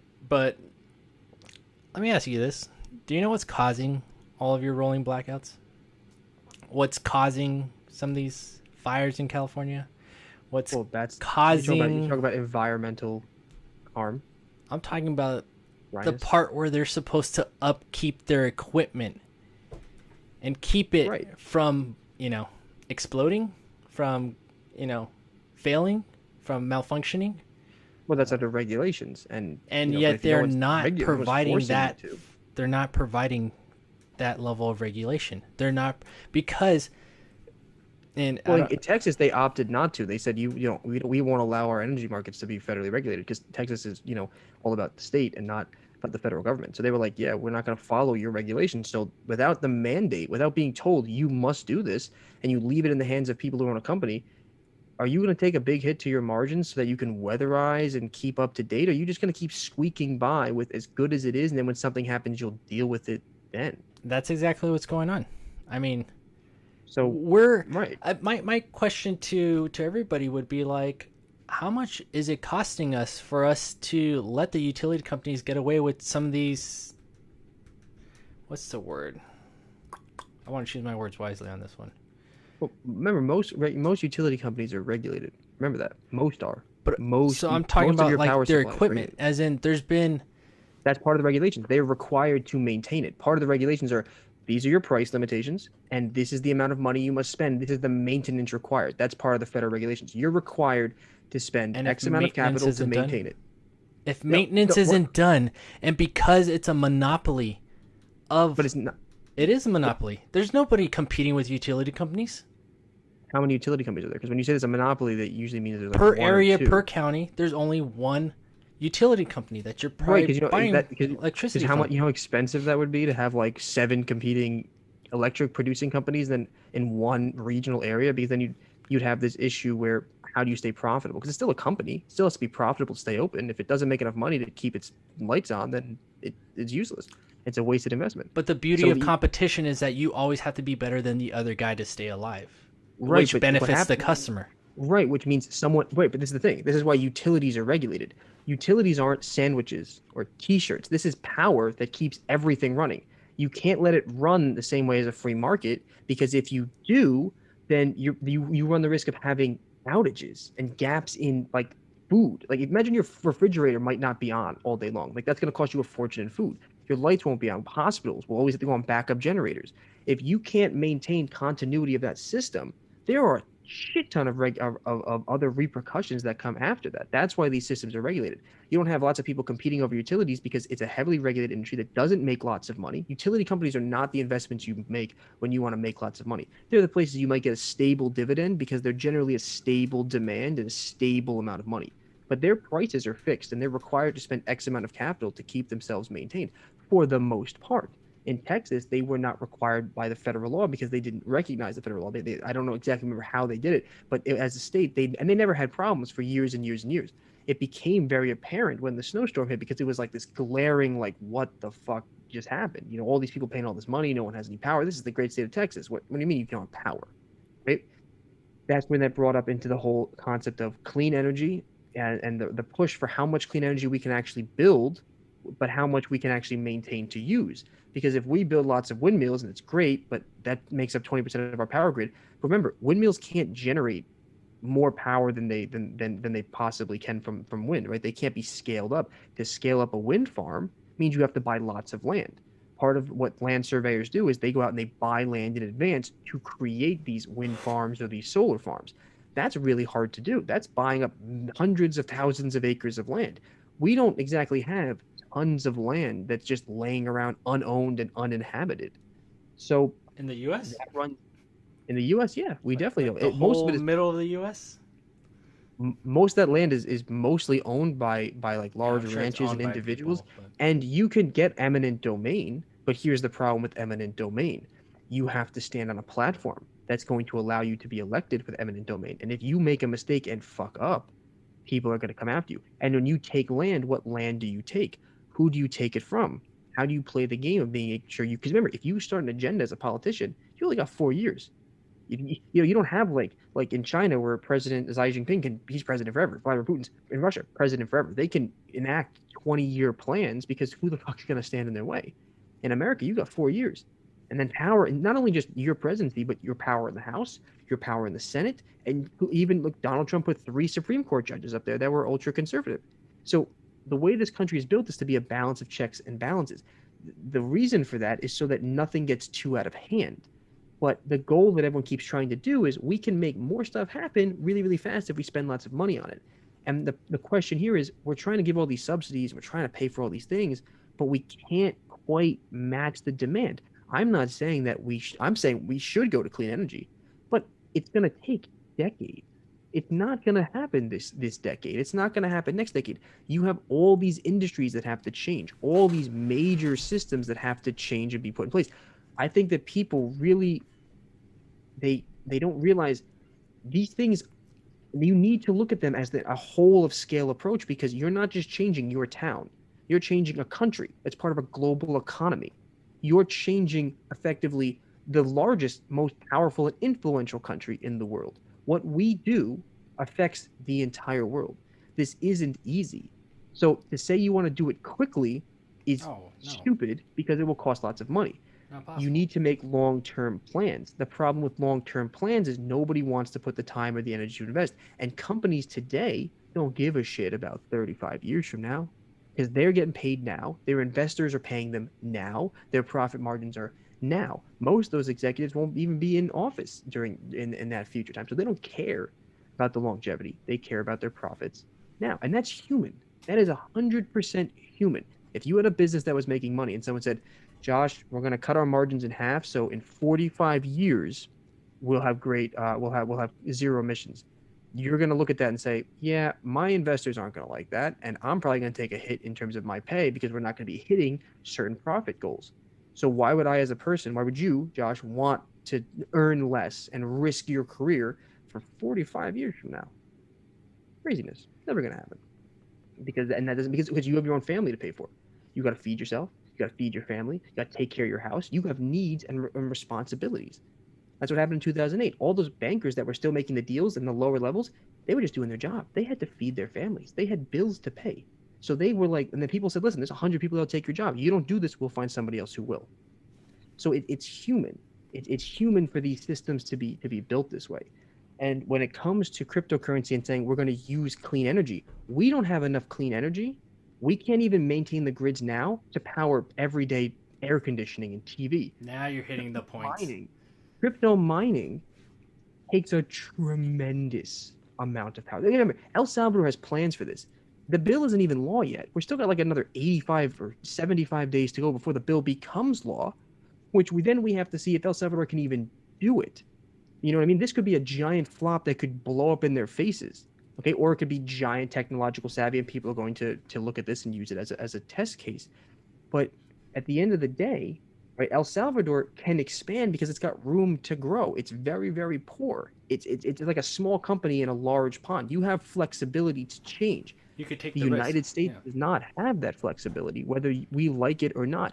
We are heavy burdened in debt, heavy burden in the amount of spending and deficit spending we do. We have huge trade agreements, huge treaties. We are in one of the most divided political and cultural climates we have ever been in at least my 30 years almost of life.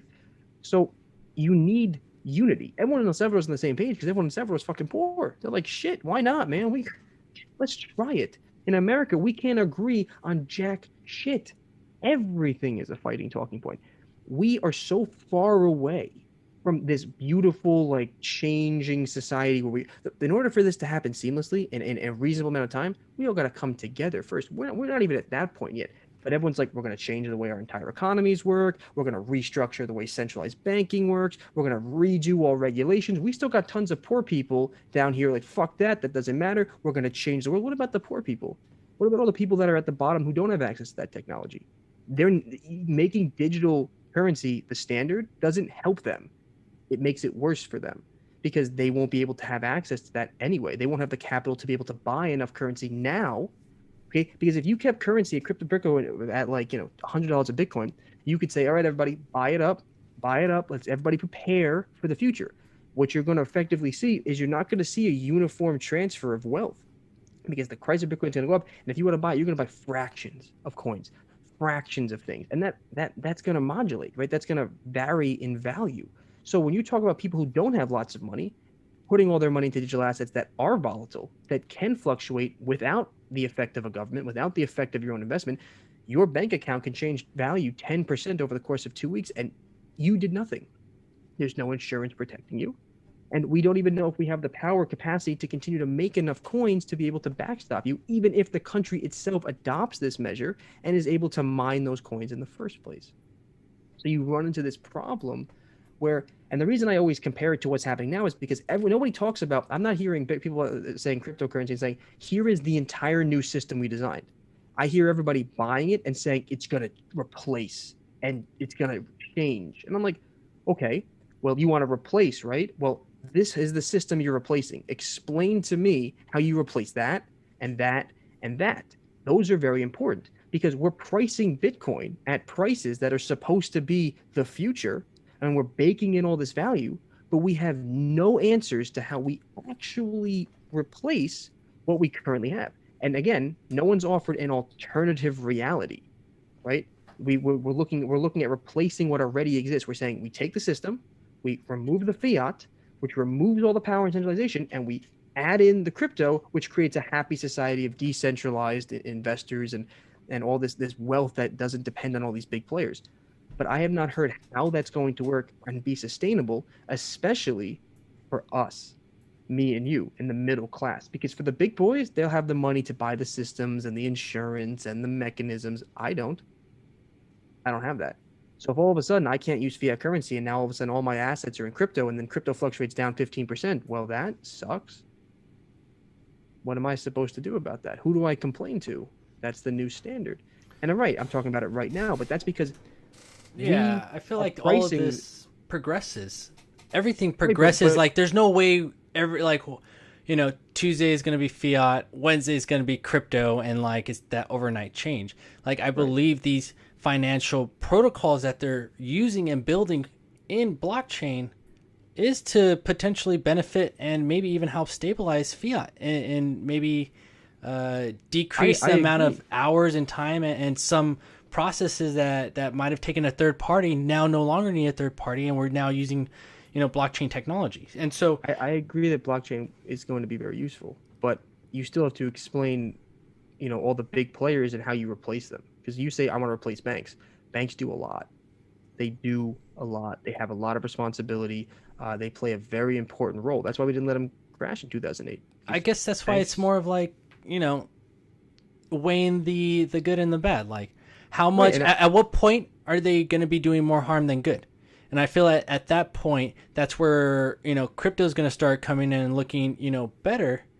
I can't say that 100%, but my thought is the banks aren't shining right now. They might have helped at one point, but how many people are going to be foreclosed on their home because that's not they pretty much got screwed. Like they screwed themselves. The banks let them. Okay, but when you say the banks let them, the banks have a fiduciary. Most banks don't. Well, first of all, if you can't afford a house, most banks don't just give it to you. There is predatory behavior, but ever since 2008, they've been cracking down on all this, and banks have a severe limitation on what they can and can't do. So you also have to remember this: if the bank gives you loans and you can't afford it, then the bank has the liability of all that money they loaned out that you're not going to pay back.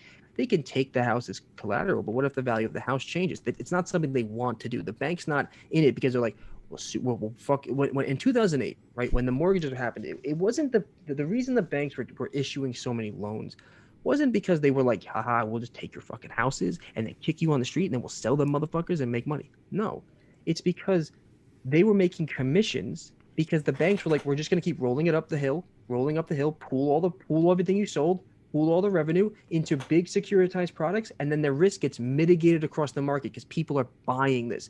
So the risk of those loans is being passed up into bigger and bigger pools that are being bought by all these investors and all these funds who are all paying for the risk. So the risk is being mitigated out into the market. Securitization is an amazing concept, but if you take advantage of it as a human being, you can find ways to repackage garbage from all of the products, take the bottom tiers of crap, and make entirely new things that are supposed to be looking really good, but are made of nothing but the worst parts.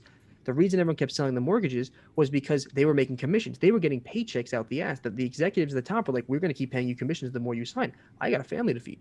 I got bills to pay, man. Of course I'm going to do my job." Because you know what happens when you get up and say, "Fuck you, I'm not doing this." There's a line of 600 people in the hallway that would literally chew through you to sit in that chair. So it's fine if you don't want to do it. You'll just go and be unemployed, and someone else will take the job. You're not making any big change. So they said, fuck, I'm going to keep making my money because as a human being, I have needs and requirements and responsibilities that I have to meet. It all comes down to the human psychology. These systems didn't start out this way. They ended up this way. So the problem when I see crypto is I don't see a solution to these problems, and I don't see a clean way that people are describing how it replaces these things. I see people saying it's the future, and I think the main point is decentralization takes power away from the people that we perceive are trying to hurt us. But you have to remember something. All of these banks and businesses, it's a balance between the ability to make profit and not crushing us into the ground. And that balance will always exist. The people at the top will make the most, and they have to find a way to keep the people on the bottom as happy as possible, but to a degree, because you can't have everyone be rich. Decentralizing currency isn't going to make us all wealthy. It's going to have the same effect. The wealthy will have more, and those of us will have less. It doesn't change anything. It doesn't change anything, but what it does do is it eliminates a lot of the structure we already have and then doesn't have a solution on how to replace it. And the reason I say this is so important because people are talking about this every day like it's tomorrow it's going to happen. People are buying and pricing Bitcoin like that day is around the corner. But nobody sits back and really talks about this. And whenever they do, it's all like, you're a hater, you're part of the system, you believe in the corrupt big banks. No, I understand how they work. It's not the bank's fault. It's human psychology. It's the people that run the banks and the people that borrow the debt. It's a misconception with how debt is supposed to work. Even though the banks have predatory lending and offer you all these credit cards, it doesn't mean you have to take it. We need to re-educate people so that they understand how finance works, what debt is, what the risks really are. And it's not necessarily the bank's job to put on a clinic every time somebody wants to borrow. And I'm not saying that to defend the banks. I'm saying that because you need to do your due diligence. If someone offers you a thing that says, I'll give you free money, and you just sign your name on it and say, yippee, I can spend it, well, shame on you. Shame on you. And if you have to do it to support your family, I understand that you take a calculated risk. Say, I need to pay for these things.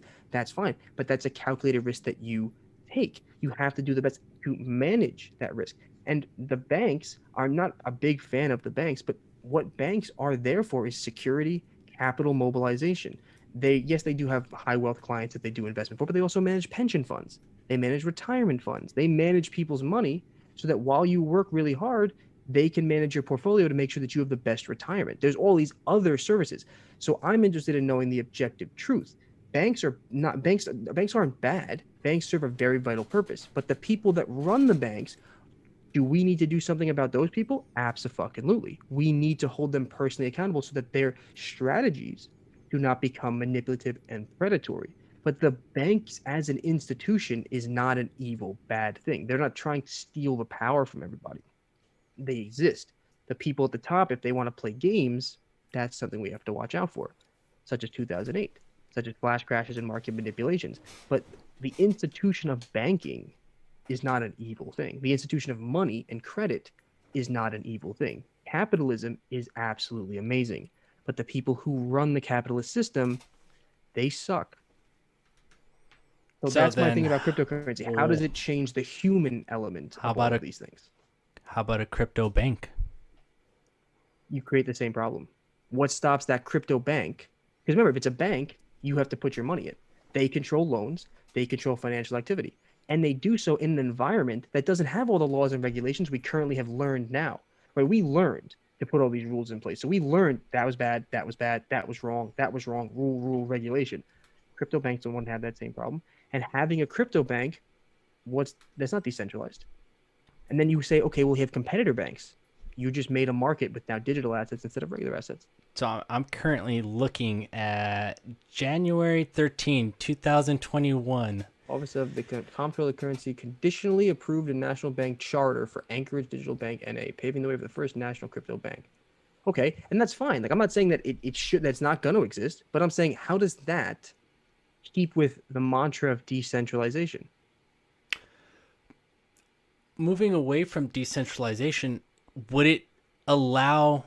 Because okay, it. Hmm. I haven't. Yes, it would allow all the same Yeah, yeah. I haven't activities with argued crypto. about. Yeah, I haven't argued about that. It's not going to be decentralized or centralized in the But that's the future. main part of cryptocurrency. So if the It's best, more of its most appealing, ability. It's the blockchain rules. It's the laws of blockchain itself. That's right, what's adding the additional ability and or restrictions that fiat doesn't have. It's less of, okay, money does this, there's rules behind that. Well, this is an actual tech of what you can and can't do, specifically black and white, according to its ability. right, and I agree with that because I think that the United States government will make a digital dollar and use blockchain technology for it, but it'll still be owned by the United States, produced by the United States, and managed by the United States. Just like China will create a digital yuan, owned, managed, and produced by China. So then That's do what you I'm saying. Because that's what I'm saying. So then why would people be investing so much in Bitcoin? I don't think Bitcoin, Ethereum, I think the technology will be extracted, but the actual value of the asset as an asset to be used as currency will not exist. So why put $32,000 for Bitcoin? Because if the US government actually one day steps up and says, we pass a law that bans the use of non-government approved cryptocurrencies, bye-bye. If the high frequency trading markets, they only exist because the SEC hasn't raised commission costs. If they raise just a couple of cents, the high frequency trading market disappears from existence because it is unsustainable. The problem is that and the high frequency trading market is so big and it already exists. Crypto as a currency does not. And we're already seeing China say, yeah, you know what? Not only do we not want miners here, you people, no more transactions in it either. We are one of the largest, also one of the biggest growing countries in the entire world. We say no unless you use ours. with the fully regulated internet? Right, with a fully regulated service, we control it. We know where it's going, and of course, they're going to track the shit out of it. They're going to know everything you buy. Welcome to fucking China. Welcome Hey, to but the the United States US. wants to do the same thing too because the CIA says we love crypto. Yeah. FBI is like, we love this shit, man. This is one of the old. It was either an ex-CIA director or an executive, whatever position. He was speaking before Congress and he said, we love cryptocurrency because it is one of the greatest informational gathering tools that we have. So the government wants control. They're not going to let a currency. They're not going to let the system be uprooted and say, sure, let's just let everything float freely. We can't control it. We can't manage it. It's like the wild, wild west. That's not how an economy works. Like I'm terribly sorry, but that's not how a financial system works. So to do that would be to dismantle this financial system. Fine. But if you're going to do that, you either have to have a replacement that's equal or better than this system, or you have to be okay with letting the repercussions of, all right, everybody, financial system's gone, and letting the chips fall where they may, which doesn't benefit anyone. It doesn't even benefit the rich, but the rich and the politicians and the big executives, they'll have the most capital to survive. They'll be able to leave and go somewhere else and hang out. The rest of us are going to be at ShopRite beating each other to death with pipes for the last pack of bananas. So that's what I think about. I think about the retail investor, the middle class as a whole. I'm thinking about 100 years in the future. We are already on a trajectory of we've never been in this much debt. We've never had this kind of divisiveness. We have never seen this current regime where China is competing so heavily with the United States that the European Union and America have to make alliances to literally stop them from being able to come into our economy so that we can contain them because we're afraid. We recognize the speed and momentum. We recognize the strength of a country that has a government that doesn't necessarily need to worry about the people. They don't have to worry about campaigns. They don't have to worry about voting. They can do what they really want to do. That is a threat that we are actively fighting against. So my question is, should we not be solving the other problems before we create a whole new set of problems?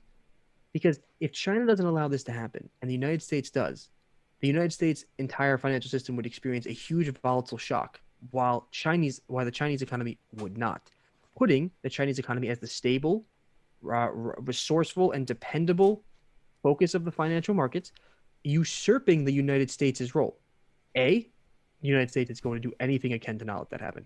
B, we have never lived, us personally, in a world where another country is in the number one spot. We have always enjoyed the privilege of being in America, having the best militaries. Everybody looks to us, and that does give us some privileges and some leeway. What does it look like if we don't? We don't know what that looks like, but I don't think it's going to be as wonderful as it is now. So when I think about the long term of the trajectories of other countries, of technologies, of problems in my own country, of the ability to replace all these pieces of the financial market, my brain thinks everybody's running so fast that they forgot their shoes. They ran out of their shoes 25 miles back, and they're just like, the clothes are flying off. There's like future. We don't want to miss out. But here's the problem. If you run too fast and get to the end of the simulation, guess what happens? You jump off the edge and you get deleted. The rest of the simulation hasn't caught up yet. No matter how much you want that to be the future, if everything else can't catch up to you, if the rest of society and culture and politics and finance can't maintain the changes, they're never going to stay put. And you're going to get adverse reactions out of fear from the individuals in the system now seeing this future coming at them like a freight train without the ability to do anything about it. So, I mean, that's what I, I live in the future, so like I see all of these things being valid. I don't see this. But what are the answers? So, like, for instance, well, the answers don't necessarily need to be right now. We don't have the answers to solve our current issues. Why would we say that cryptocurrency is going to be the solution? We don't know that. Okay. So when you value a stock, right, traditionally, when you value a stock, you look at the cash flow in the future, the revenues, and you say, based on their actions, what their plans are, they should be making this much, so they should be worth this much, so it should be worth this much. If you don't have the answers, right, if no one has the answers to how Bitcoin is going to change the world and replace finance, why are we pricing it as if it already has? Sounds like we're going to have to get a smarter guy in Bitcoin in here. Probably. Yeah. I feel like, I'm starting to hit the limits of what my understanding of the technology is. Currently, I see a lot of... I know less about Bitcoin than I do about other cryptocurrencies. Bitcoin is probably like the least knowledgeable thing I know about it. Cryptocurrency in general. Like, and my argument isn't like, okay, we're not talking about the nitty gritty of the technology. I think that the blockchain, smart contract. Nah, you just shit it all over. You have no support here. I think crypto, you are my baby. To implement will go the far. System. But do I think that cryptocurrencies are going to replace fiat currency, and like where Bitcoin or Ethereum or Tezos or Dogecoin or any coin, any big, small coin, if any of those are ever going to replace fiat currency? No. Do I think that digital currency using the blockchain will exist concurrently with fiat? Absolutely.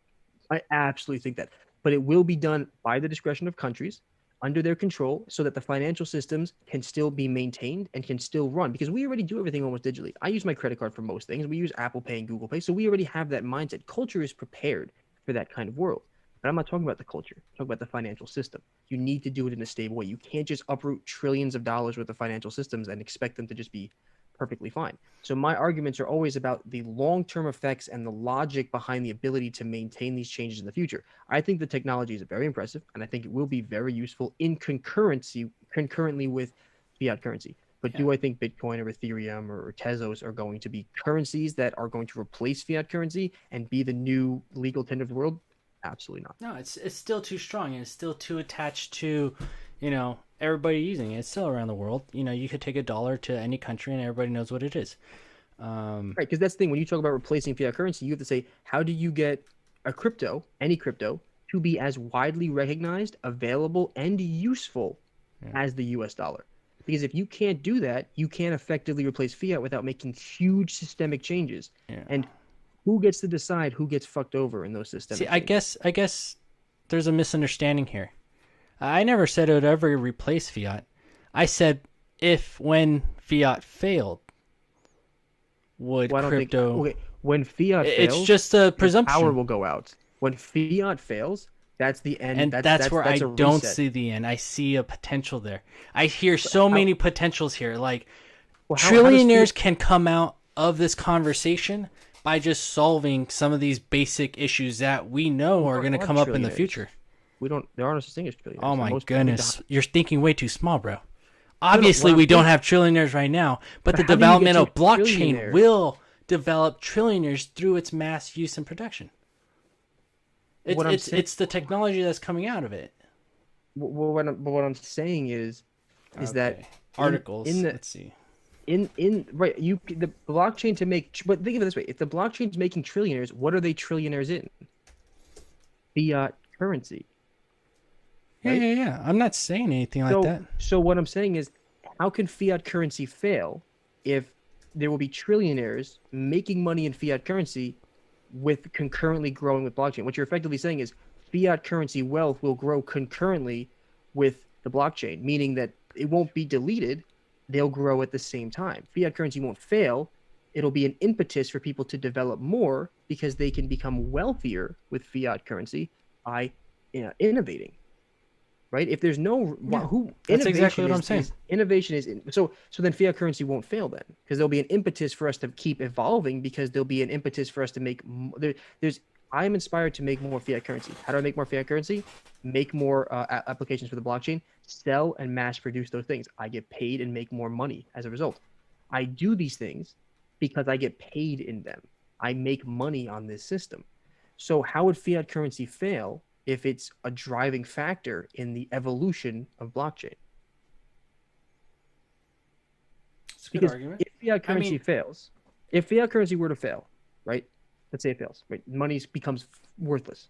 because if Bitcoin becomes like gold, But how? But see, but gold and okay, those are gold is a physical asset you can mine out of the earth and you can hold in your hands. It is recognized around the world as gold.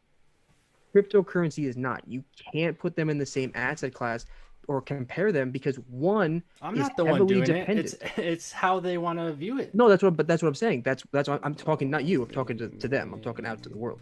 You can't have a coin or an asset that is heavily derived in terms of its value, its operation, and its accessibility on so many other factors, and compare that to an asset that doesn't need any of those factors to be valuable. Gold doesn't need any of that shit. It just has you hold it in your hand, it's gold. It's worth whatever people are willing to pay, but it's a physical asset you can hold and move around. Bitcoin is not cryptocurrency. Crypto assets are not the same thing. They aren't intrinsically worth something, and you can't just own it and hold it and have it. It needs power. It needs a network. Because remember, for these things to work, you have to have the blockchain actually functioning. If fiat currency failed and power grids went down, and all of a sudden we didn't have, if crypto assets didn't fully replace fiat before fiat failed, you would have a gap in the system. And that gap could cause parts of the blockchain to not function properly, which would then decrease the liquidity of that market, hurting the value of those coins and the ability to be used, which could then domino effect into more and more defaults and more problems until the entire system is broken apart in shambles. And without the ability to connect it all, is it still worth what it is today? We are based on the assumption that our technology will never fail. We base on the assumption that we'll always be able to produce this amount of energy. We'll always have these systems in place, and we'll find new, cleaner ways that will not only rival the current systems, but blow them out of the water. That's the assumption we work from. But what if that doesn't happen? Well, What we're if there screwing is a ourselves anyways. It doesn't really matter. We're either going to but we change and grow, or we're going to keep going on our same trajectory, but what if the well, and we'll how do all we burn know up and that this die. is how do we know this is the best way to Oh, change it? we don't. We don't. So why But are we we can't investing deny the trillions of we dollars can't into it? deny the points of failure in fiat either. I mean, and to say that we're not trying to look for another solution outside of fiat, I mean, that's just I narrow-mindedness. I think that the solutions in fiat, though, they don't have to deal with the money. Everyone's so focused on the money aspect of this. It's not the money, it's the regulation, it's the law, it's the policy, it's the human being at the top of the pile. Those are what makes the system fail. It's not the fiat currency. Because think of it this way: if fiat currency is the motivator for people to commit fraud and corruption because it's something that you can amass lots of to be wealthy, how does owning lots of crypto assets, how is that any different? It still inspires you to make many more crypto assets. It still inspires you to amass a large amount of wealth. You just do it in a different way, right? You didn't solve the human problem. You didn't solve the policy and the regulation problem. You didn't solve the laws. You didn't solve the structure. You didn't solve the culture. You just changed the money. But I'm But the also money's not not the worried. problem. I'm also not worried about my government. Uh, you know, what is it called? You hear the machines going brr. I'm not worried about the government making their own money and decreasing the value of this dollar. or of this Bitcoin, as in we have enough. So the first thing I always think about is like there's been proof that the CIA creates all their own money, right, to use in their own dark transactions, their ability to move and do everything that they do. Can they do that with Bitcoin? They could use Bitcoin potentially in a way, but they're not going to be making Bitcoin up, from a garage. Wait. So when it comes with like the CIA and the government military operations, do we really want there to be a public ledger of CIA dark operations for the entire world to see? Because then our enemies could see it. They could know where we're spending money, what we're spending money on. We lose a I feel like that's a advantage. whole other different like rabbit hole, But then- because but to say that that's a whole they're in the benefit of their people or their citizens is Okay, so you say questionable. that, but can you prove that it's a heavy detriment to the people? I feel like any time I just think back at Germany. I mean, the fact that Germany before World War was it before World War II? Yeah, when their inflation, their dollar increased and their inflation just rose exponentially, and their dollar value just went down to nothing. Right. Okay, but That was their okay, government's so- ability to control and regulate their ability to print money. Right. Nobody was trading with it, and there was no production, so the government just kept printing money in the hopes that it would keep its citizens happy, and that led to hyperinflation, and then Well, it they're shit out the trying to bed. pay their debt to other countries using Right. you know, They're trying their to. own They were worthless stripped. money, and They were stripped bare. So, and then but then what happened? They were able to solve that problem, right? The central banks came together, right? The funds all pulled together, all the banks pulled together, and then used fiat currency to solve the problem and make a war machine that almost conquered the world. So to say that there isn't a solution that can be done with fiat currency isn't the problem. It's the mentality, the policy, and the people. Because clearly that huge hole of fiat was solved with fiat. So the argument there is, well, it's possible. Why cryptocurrency wasn't needed then to solve the problem? Why would we need it now that to was a solve the problem? whole jumble of, you pay them, they pay us, the U.S., and then we pay them back to. That's a whole movement of money that was the way Germany got out of it. That's a whole other different game. I mean, Right, but if you have it if wasn't you a can't detriment to fiat. It was a detriment to Germany. I'm No, no, saying our country's what- ability to do it does not take us out of the running of us potentially, digging our own hole the same way that Germany did. No, Inflating their I own mean, money. I agree that's the problem. I agree that the fiat currency runs us these problems of heavy inflation, and we run the same risks.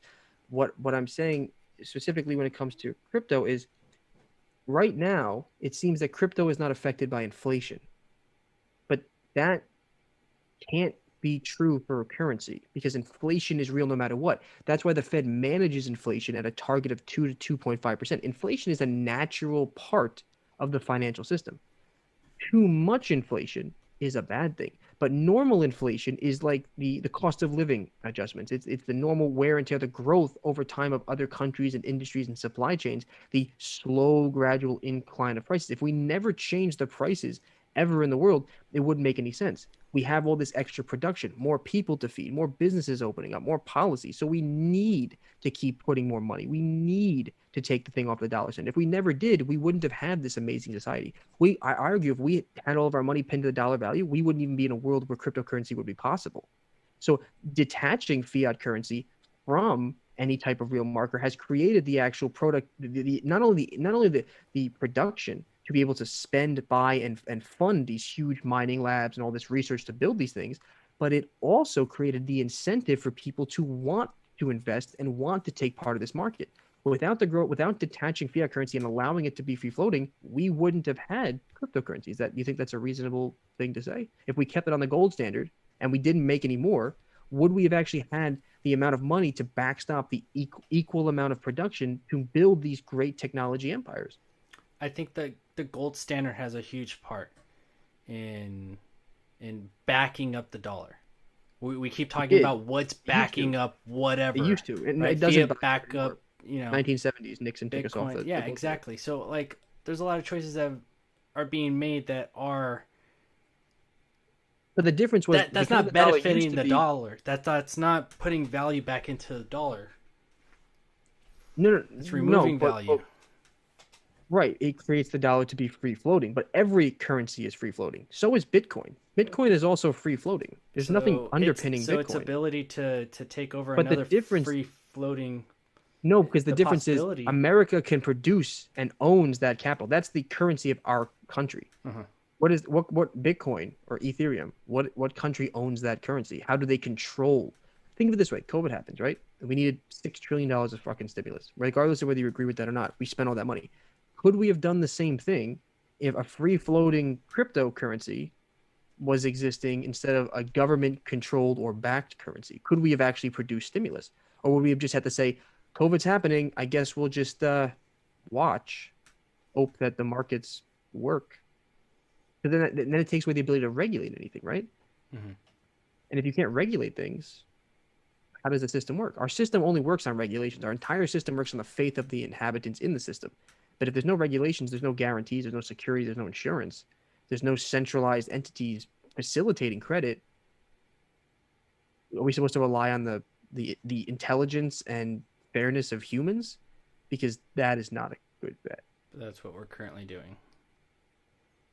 We have all these regulations. We allow people to exist, but we don't let the currency be free floating. We have all these, the SEC, we have central banks, we have the central governments, we have all these different policies. We have learned that free markets can't exist. They can't be allowed to exist and maintain stable economies. It doesn't work. If we want everyone to have a living standard that's fair and keep everybody in their lives continuing like normal, we can't have a free floating economy because then companies could just disappear. We wouldn't be able to deal with things. We constantly bail out or regulate the markets. We found that it's impossible because remember, you have to care about the people in the country too. If we just let everything go free market, you have problems like in Texas where, oh shit, I guess you might be paying a fortune for heat this month. Hope your family, hope you can afford it. That's the problem because there is this currency never had any backing. The United States, when it was backed on the gold standard, then became the underpinning. If you look at any of the exchange rates, you'll notice that it's all against the US dollar, the most common ones. Why? Because all the exchanges were pinned against the dollar back on the gold standard. When we took it off the gold standard, yes, obviously everything was free floating, but they kept it on the US dollar because it has been understood to be this standardized financial institution. The entirety of America as a whole, it's as an institution, it's very creditworthy. It's a good way to balance everything because everything else fluctuates more often. America is viewed as a much more stable entity. But what makes America view as a stable entity? It's GDP, its production, its citizens, its longevity, its expected growth. What provides the stability or the production or the value behind cryptocurrency? None of it. So yes, it's all free floating, but the US dollar represents GDP and productivity. It represents something that's real. Mm-hmm. Cryptocurrency does not. It derives its value from fiat currency, which is the only reason why I would say probably 60 to 70% of the market participants are even playing with cryptocurrency because they have the ability to make US dollars or their country's, denominated currency. So I love the blockchain. I love the blockchain. I love smart contracts, but I don't think that fiat currency is going to die because I think the day fiat currency dies is not this big awakening of technology. It's going to be a day of reckoning. That is not going to be as glorious as everybody thinks it will. Because remember, the entire global economy is backed in fiat currency. If fiat currency dies without the ability of other currency to fill all those gaps, pieces of it will collapse. And in a globalized economy, as fragile and balanced as ours is, when big chunks just start disappearing, it has reverberations. It's not isolated. Everybody feels it. Every country will. The financial crisis was America, right? Happened in the United States. The whole world felt it for decades, right? For 10, 15, 20 years after the fact. Well, obviously not 20 years, but 10, 15 years after the fact, roughly, right? So these impacts are not small. You have to make sure it's a complete solution before you change it. And not only that, forget about before it can be changed, before anyone allows it to be changed. Because remember, just because we want it doesn't mean, look at China. People wanted it in China and the miners got kicked out and they're coming to America. And China said, you're not allowed to do that anymore. The United States hasn't done that. And it would be hard to necessarily float that idea. But, why wouldn't they? If they felt it as a threat, why not? Definitely something to look out. Oh, yeah. Hey, I think we beat the horse on this Beat topic. the shit out of it. Yeah, so we did. we should definitely this will be a good video to throw up there. I'd love to talk about this more, and I'd love to talk if we want to get other people on here to talk about it too. No, 'Cause yeah, I am absolutely. I want to hear, like, I'm not saying that like I'll never believe in it, but I need to hear, like, I understand the financials, right? Like, me and Jerry went to grad school for this, so we understand how all these Yeah, things you guys understand that I- side. I want someone need who to- understands the other side because I need someone to explain it to me in a way that's going to be able to fill all those gaps and make me feel like that's actually possible. Because everything I see now, all the things I read and hear about, I hear everyone saying it's the future, decentralization, the market, it's going to pop, it's going to be worth so much money. But I don't see anybody laying out the blueprint for how it actually maintains or replaces our system and makes it better. I just hear everybody saying it's going to be worth a lot of money. We should all buy it. Buy it. Yeah, that's Again, as a possible. mark- It's very possible. So that's my question. I'm like, show me the information. Like, I didn't believe Jeremy about the repo thing, and then we spent 4 hours looking through the documents, and we found it. We found that information. I was like, shit, Jeremy, that's correct. We found the data, and I can see it with my own eyes. I can visualize and pick out all this information. But See, I'm a problem solver. So like for me, like the things that you're saying, I'm just like I'm eating it up because I'm just like awesome. There's I hope you so come back much with room to some- grow, I and hope like you can come up with some answers, man. oh, would I have love to hear- so many answers. Oh my goodness, it literally You it's should write them down because I would love for us to have a whole. I segment have where them. you I've answer thought these about it for the last I have years and years of thought processing, and over the last year or two has just all been solely on like, what's the potential of this? How's it gonna grow? What's it gonna need? Because you're absolutely right. Everything's still in place for fiat, but also everything that you're saying can be solved. Like there's solutions to everything that you're saying.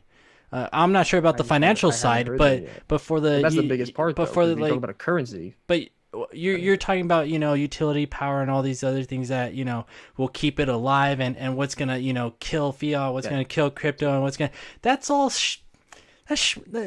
that's Tim, that's schmuck stuff. Yeah, fuck it. It ain't gonna matter. Don't worry. We're gonna figure it out. I mean, those are I need more than that. those are I can't say it out loud because these are some of my billion-dollar ideas, but the thought process of how we're going to progress into the future, unless we're going to be changing our energy consumption and our ability to attain energy, we're going to die. We're not going to be sustainable. We're not going to be able to continue the same way of living that we currently are living. So yeah, absolutely. If you think about present day and everything that we're doing right now, you're absolutely right. If you're not trying to, transform the future, then you're still right. But there's going to be guys who are going to come up with solutions and make stupid amount of money because you're absolutely right. These are issues to address, but they're also big dollar Big signs. Stupid amounts of big dollar signs, right? U.S. dollar signs. Yeah, Fiat U.S. currency dollar signs. Yeah. Fiat currency will never die, and if it does, dark day. Because think of it this way: let me think about this. What if you went to the grocery store and you bought all your food, but you couldn't bring it home? There was a building in town and it stored your refrigerator, and you could go there and put your stuff in there and they hold it for you. And great, you own it. It's yours. It's got labels and everything, but you don't own your house. Wouldn't you prefer to own your food, like with you? Wouldn't you be able to hold it at some point to guarantee that it's there? Right? And then maybe not all the time, but you'd like to be able to know that you could. You'd maybe have a stash of food, right? Just in case, canned beans and some waters. But what if you could never physically own all that? You could never hold it in your hands. You'd have to rely on something else to maintain that for you, right? Being able to hold dollars in your hand, cents in your hand is like, I don't need an internet. I can literally be in the middle of a desert and bump into some caravan trader. And if I have enough of the currency in that area, I can buy food. See, I still think that you're shorting yourself on the capability of advancing in these technologies. As in, who's to say you can't put a digital Bitcoin into a physical Bitcoin item that's then tradable, like literally as a coin? How would that work? Because I guess you would have it. Because NFTs? how would that be? NFTs are not physical objects; they're all digital. And that's where you're wrong. You can have they a not physical and digital. So you can have the physical Both object, but both the NFT represent the same. They're both one. One is connected to the other. Right, but the NFT, the actual ownership portion is separate than the object. Like for instance, you own a pair of socks and you have an NFT on that sock that shows you own that. I can take the socks from you. You own the NFT, but I own the socks. So So what then good what is if the the NFT? socks is also a cold wallet? That's completely reasonable. What if there's, a USB inside the sock that constantly has said, Bitcoin in it? That's now a physical asset that's holding a digital asset. That would be unwise. Why would you It's like not you store them in everyday unreasonable. objects? Yeah, you pair to a pair of socks. That would be. I think You that would could be just reasonable. move that into a painting. You have digital art, But and that's what. that But think of it digital this way. art is then represented into a physical painting, and you're capable of attaching your data Right, of said, NFT but into okay, the but let's say physical object. okay, so you're talking about like putting circuitry into physical things to say the NFT is a part of it. That seems like an extra. That seems like an unnecessary extra step to say like because if you own the painting, you hold it like I own this painting, and you have the papers already. People have the papers that say this is my painting, this is the documentation, this is who owns it, this is legit, this is all that Yeah, stuff. and if all that was a digital document, Then I would find it easier. I mean, it would be no different than me owning the physical asset. I could just take it. You would that's have the exactly digital what I'm asset would be talking about. separately. Would be And- it'd be still be separate though. But The what if it's paperwork one and the same? but that's what I'm saying. How does it become one and the same? If you have digital data and a physical asset, how do they literally become one and the same? Where Because if they literally do I have a can't, USB around here? I can literally stick a USB in my mouth, and I have now data in my body. no. It doesn't mean that I can extract it and use it in my body, but I can now stick my tongue out But and okay, I have a pull question for you. out The that NFT though, US the NFT is not the and USB. identify The what's but inside the of it. NFT is not the USB though. The NFT is the digital data stored on the USB, right? So Yeah, I you feel didn't like just it's not let intrinsically me do more there. data in NFTs, and I feel like how much data have you done? How much research have you done in NFTs?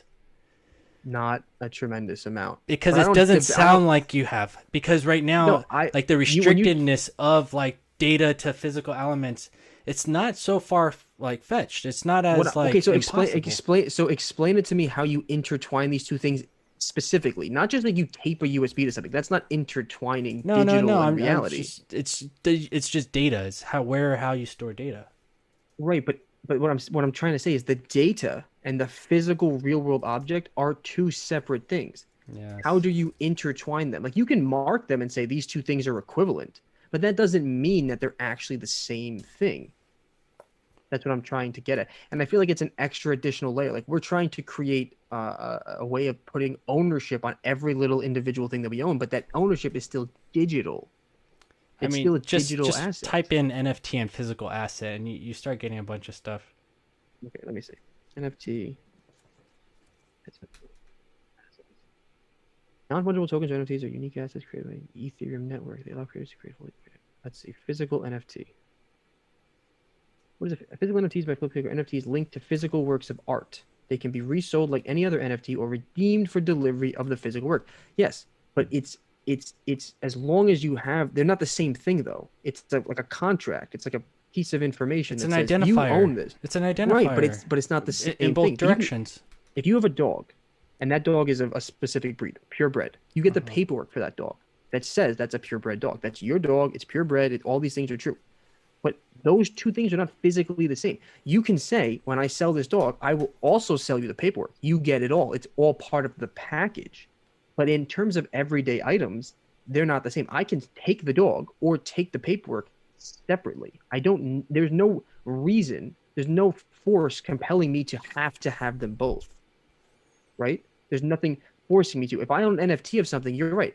You can borrow it and I can lease it out to you. And then I don't have to worry about ownership because I have the NFT that says that thing's mine. Maybe it has a barcode on it. Sure. But they're still not the same. Oh my goodness, thing. you have no idea how they're utilizing that exact concept in order to make money off of these things, because you then put a signature, like who's owned this? Like who's had this? Like, But that's no different you than can Rolex rent it giving you out, a you can- unique That's no different than Rolex putting like a serial number on the back of their watch and giving you the paperwork that says this is yours. But the ownership of it, like they're still separate things. You get it all together. It is still unique identifier. But if I took that watch without taking the paperwork, does the watch is it no longer useful? Is the value of that watch by itself technically disappeared? Is That's the Rolex worth less money because I don't have the NFT with it, but I still have the physical watch, and it doesn't need the NFT to exist. The NFT is extra. It's like I find it interesting because like we're creating markets out of nothing, right? We're like creating an additional layer of money making on top of a physical asset that already exists. But in order for that NFT to be valuable, there must be a physical, at least these types of NFTs, right? Because there's two major types.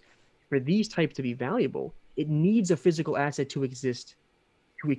Otherwise, the NFT doesn't have ownership. If you don't have a physical asset, what does the NFT own? What does it point to ownership of? to the digital data of whatever the NFT is created of. Like the fact that Okay. NFTs don't need a physical item in order to be valuable. Yes, but there's two types, right? There's the NFTs that are themselves its own object, right? Its own ownership or its own thing, and then there's the NFT that is an ownership contract of a physical asset, right? There's two separate types. So what I'm talking about is, yes, if you're talking about the NFT that's just the physical asset, 100%, it is itself the value. I agree with that.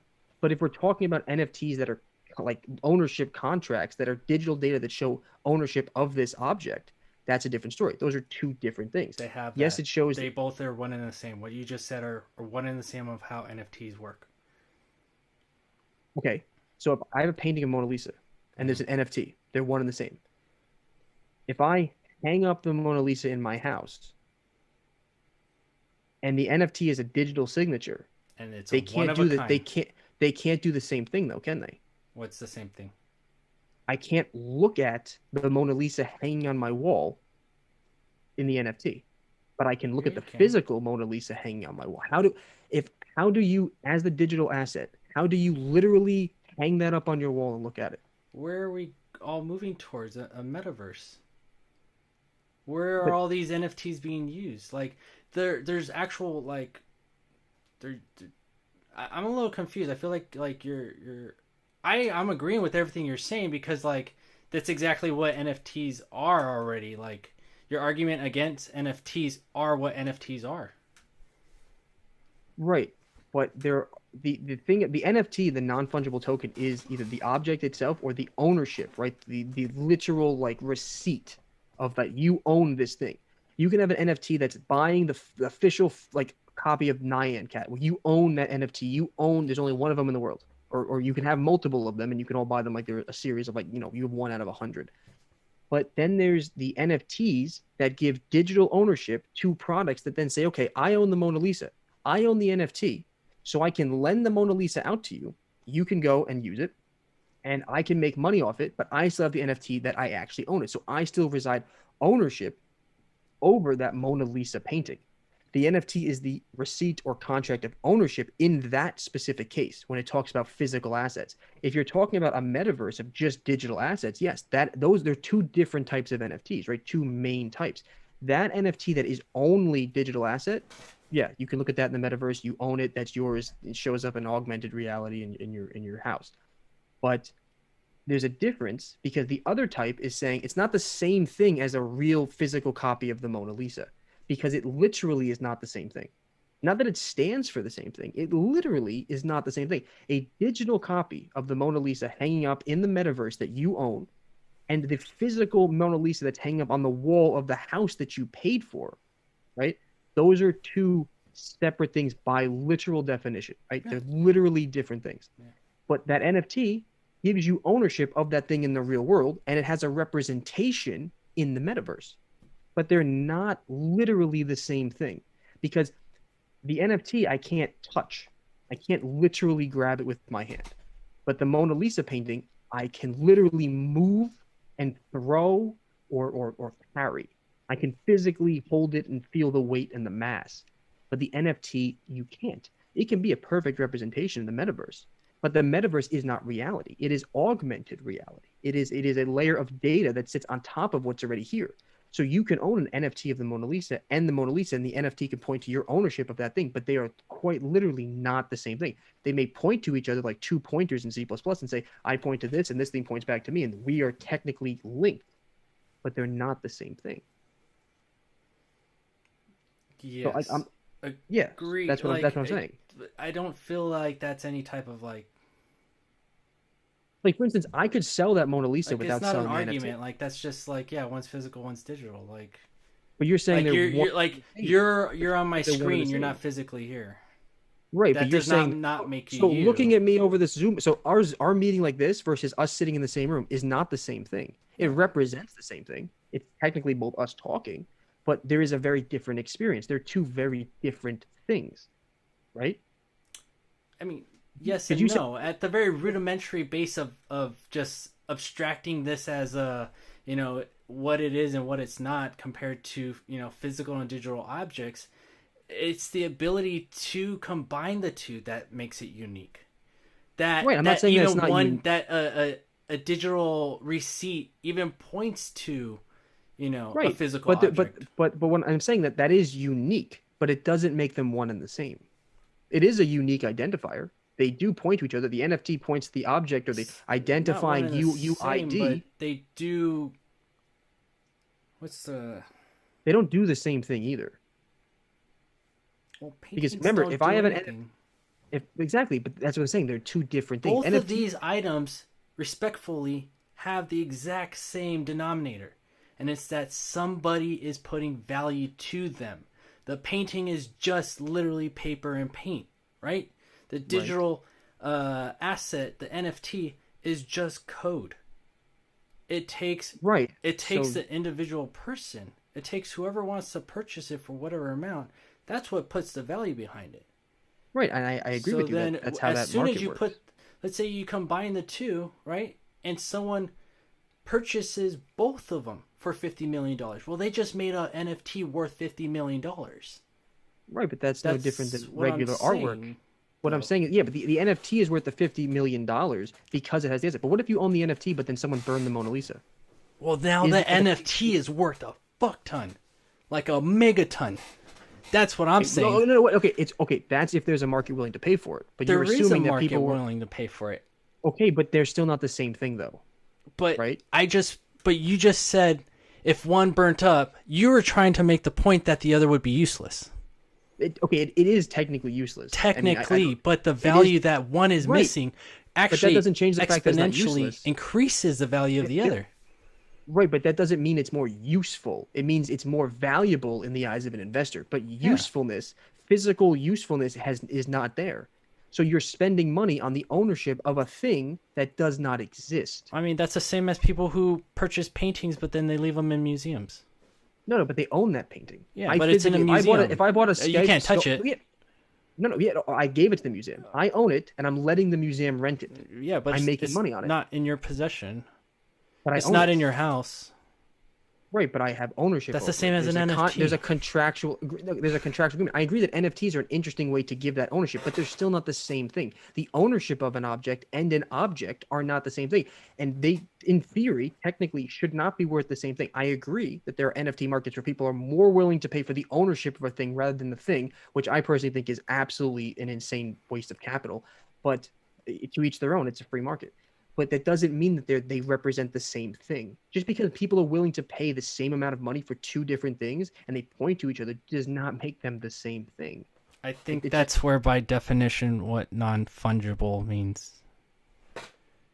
Right. No, non-fungible means that it's a unique version. Yeah. Isn't non-fungible? So it doesn't equally. But the NFT of the Mona Lisa something else but the NFT of the Mona Lisa and the Mona Lisa are different things. You can't do the same thing with them, right? They're not interchangeable, right?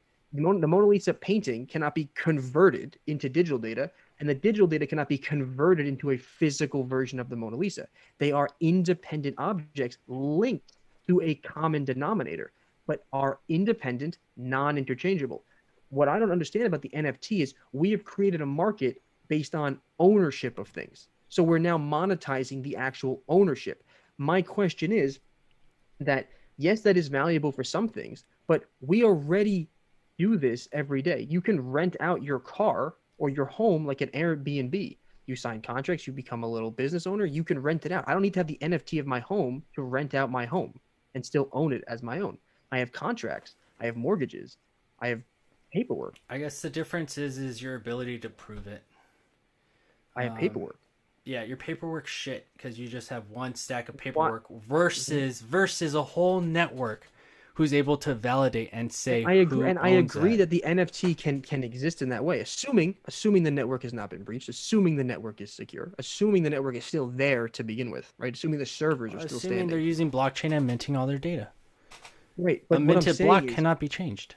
but what I'm saying is the literal value of the NFT of an object and the object itself, okay, they shouldn't be the same. They They shouldn't. are they may be the same, Yeah. but they shouldn't be because they're not interchangeable. And that's my whole argument for NFTs. If you own an NFT, you're owning a digital rights to something. You're owning the same thing you would with paperwork, except it's on a ledger that's on the blockchain somewhere. That's the only difference. You're digitizing ownership and paying for the right to have digital ownership. But it doesn't change the fact that they're not the same thing. Owning the NFT and owning the object are technically different things because I can literally take the painting and throw it off a bridge, but the NFT will still exist, and they'll exist independently. They point to each other, but they exist independently. So Isn't that awesome? That's no, that's I don't. cool. It might be cool, but this is the problem. It's not cool. It's because it costs a fucking fortune. When you think about artwork, that's fine. If the elites want to play and invest in art, it's just a market for whatever somebody else is willing to pay for it. But if you did that to all everyday objects, you go to Hanes and buy a pack of underwear, and that comes with an NFT. Why the hell would anybody want the NFT for that? Because think of it this way, you're not just paying for the product, you're now paying an additional cost for the NFT that's being logged and shows that I own this thing. Everything I buy is on a ledger. I don't want everything I buy to be on a ledger. Everything you purchase goes on a ledger somewhere. Everything is an NFT. And what happens when I throw that pair of underwear away? Is there just an ever-growing pile of NFTs of ownership of things that don't exist? Like Facebook has an ever-growing pile of accounts of people who are dead? Pretty much. What happens to the NFTs? So that's what I'm saying, though. But then you have a marketplace of NFTs that point to ownership of like Gary's 15th pair of socks. And if people are willing to pay for it, don't get me wrong. Yeah, that's More the point. Is that people are willing to pay for it. Right, but they're not the same thing. And they don't mean the same thing. They don't do the same thing. So when you buy the NFT, you have to be recognizing that it's a separate thing. You may buy them together, but it is inherently a separate thing from the physical asset. You can buy them and sell them together all day long, but that doesn't mean they do the same thing. Just because there's a market that's willing to price this thing at the same or more than this thing doesn't mean they're the same thing.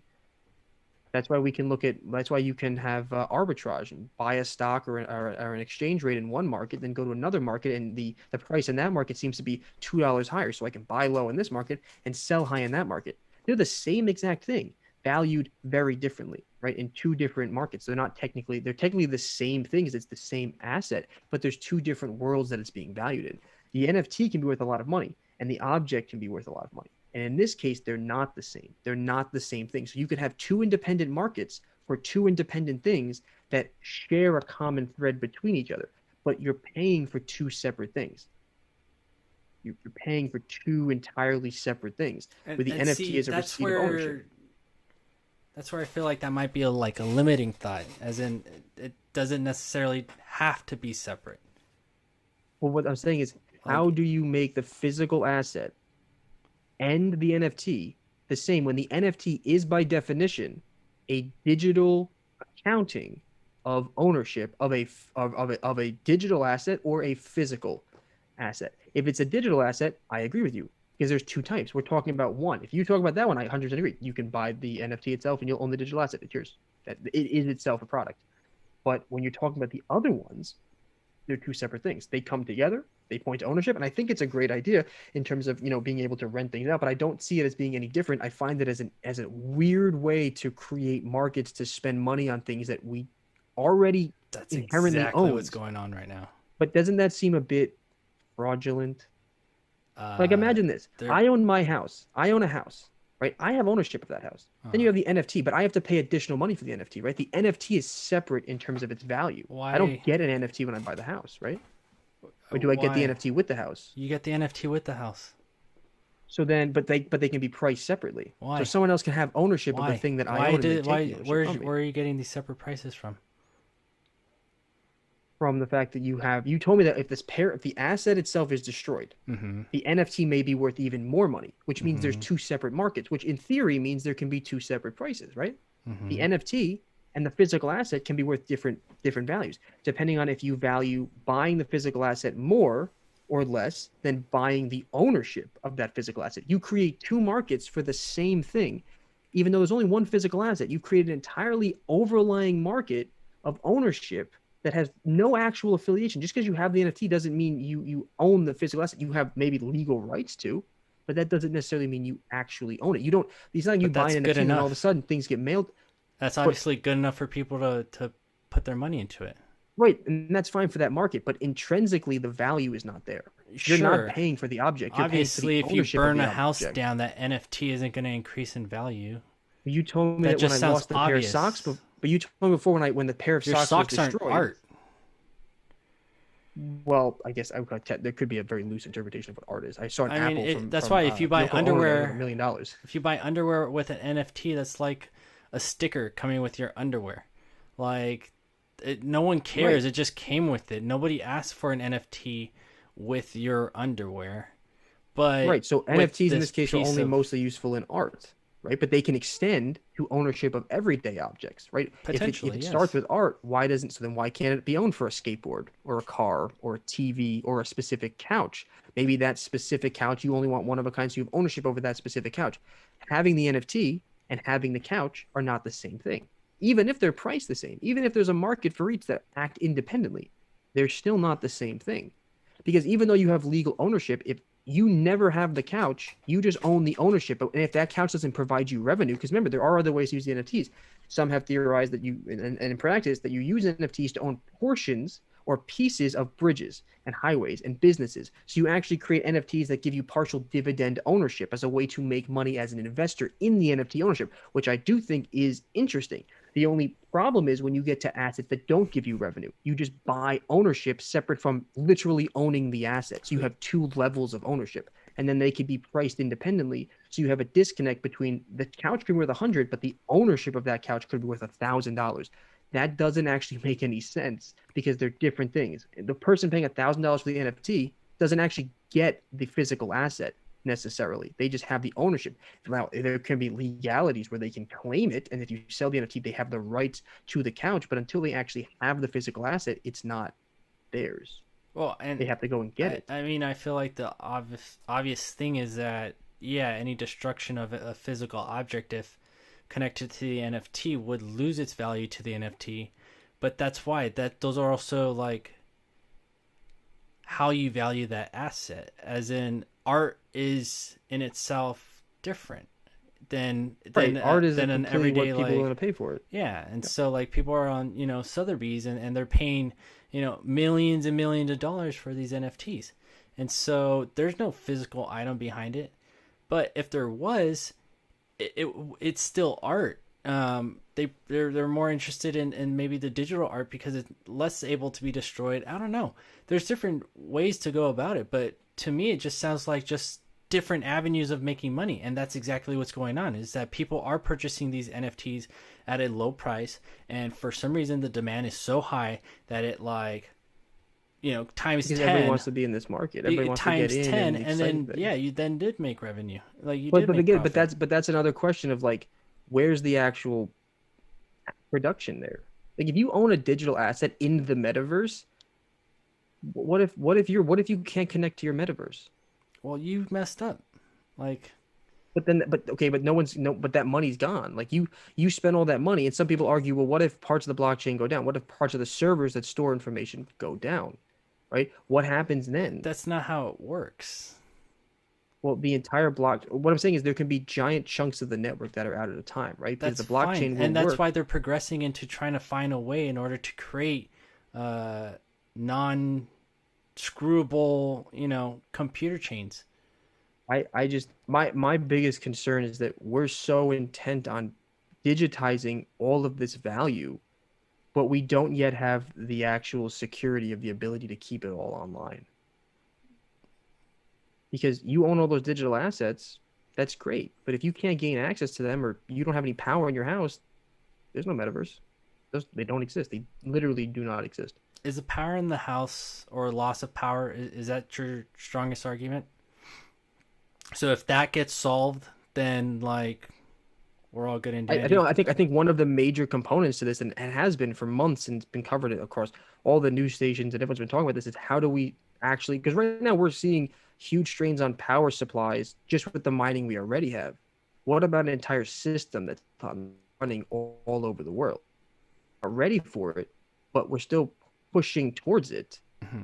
Don't you think that we might push too far too fast, and then that would cause an adverse reaction, because then you would have huge blackouts, damage and destruction, people not liking the blockchain, politicians asking to regulate it, right? So I mean, over the last 10 years, there's been, you know, so much mined already, right?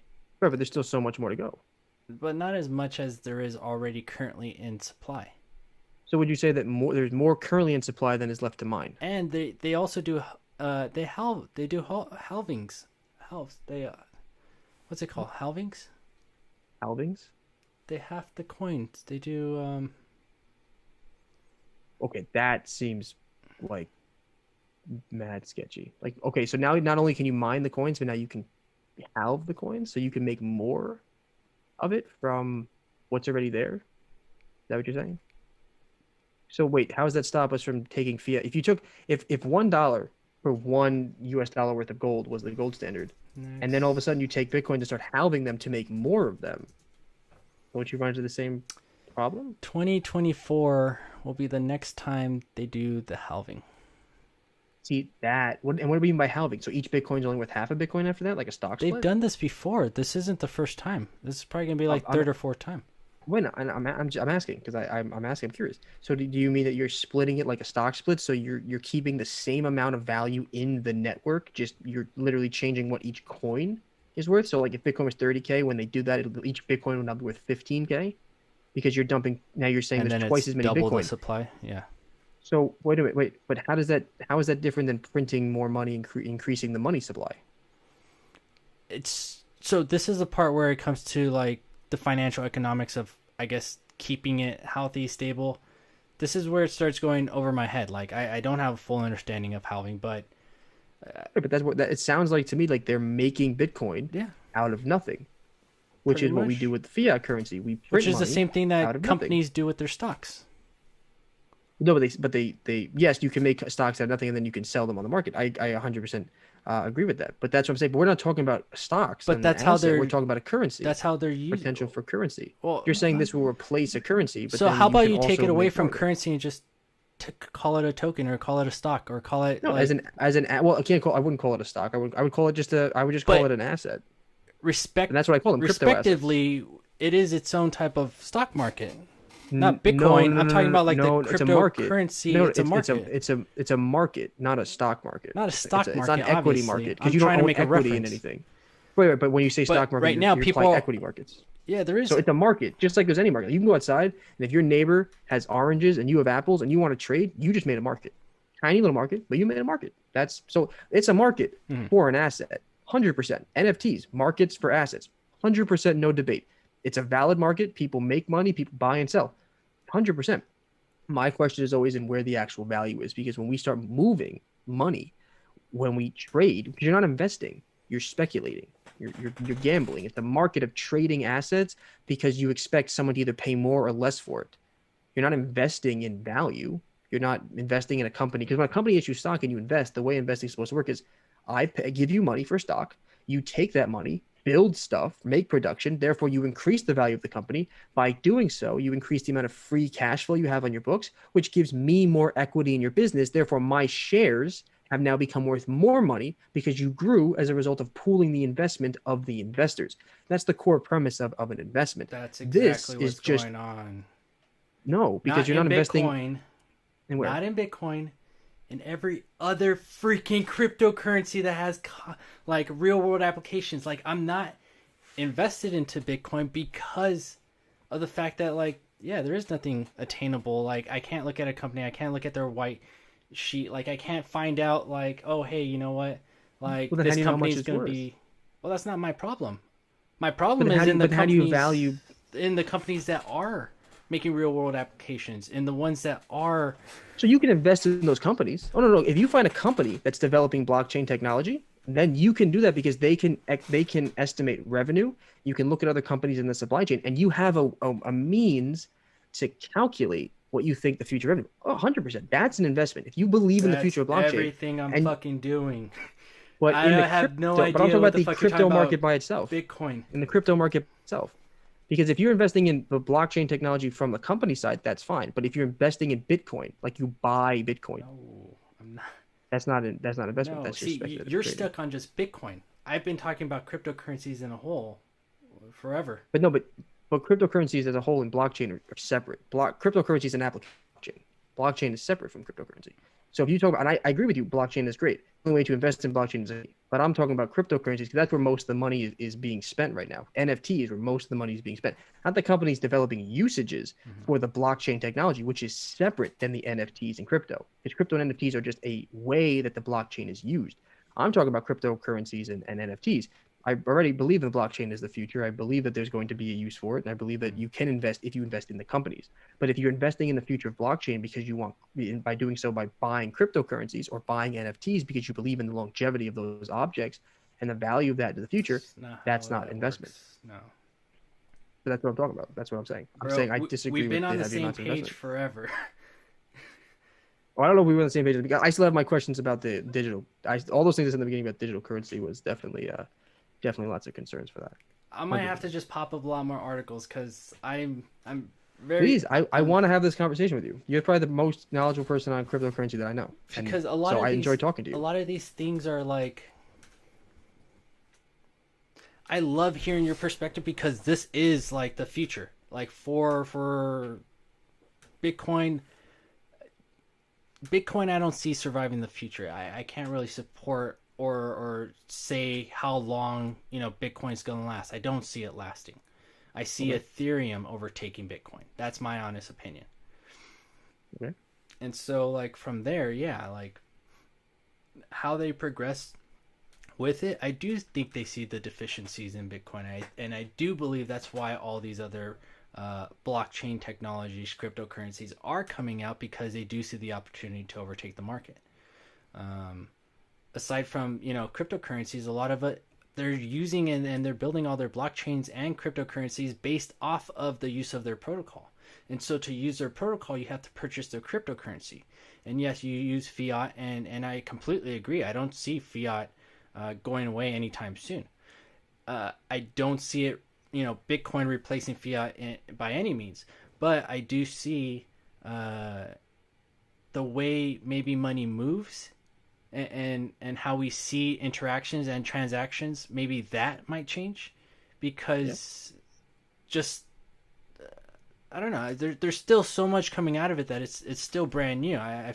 This is such a new technology. That's what makes it so exciting, and that's why like where it is gonna fall short, I see money bills there. Like I see bags of money there because whoever solves those issues, like Right. bro, you're talking facts, and that's where the money's gonna come. Like someone's gonna solve that and be like.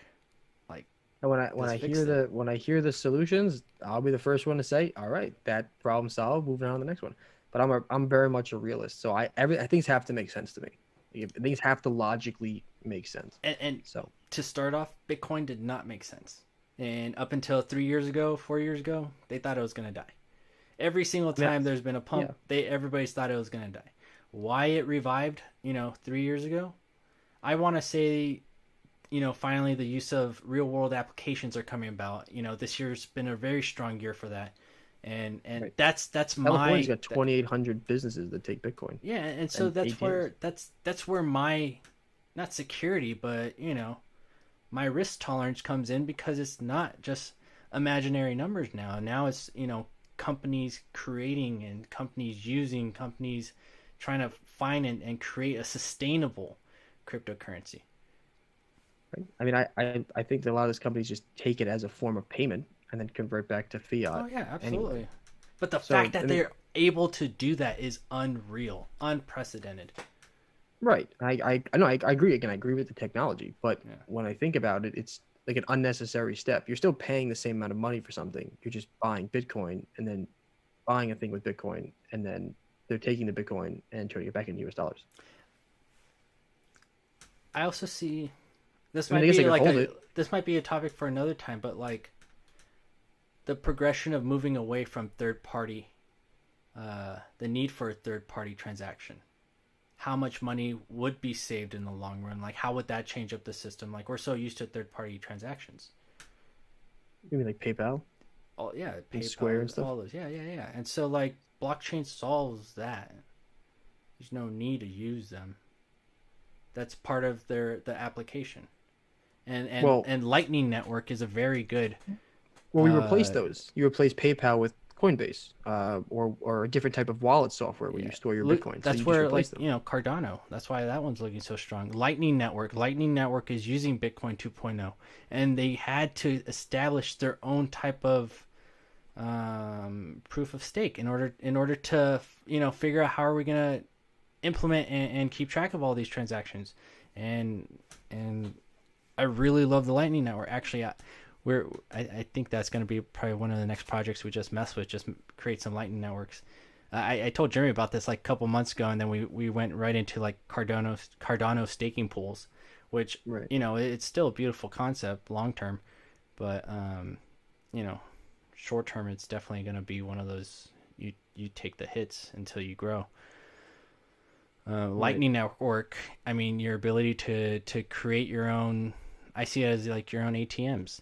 Um, you're creating transactions. You're allowing transactions. You're creating the pathway for more transactions to go and speed up the network. I mean, there's there's a lot of interesting applications that are going around, and how Yeah. it's going to progress.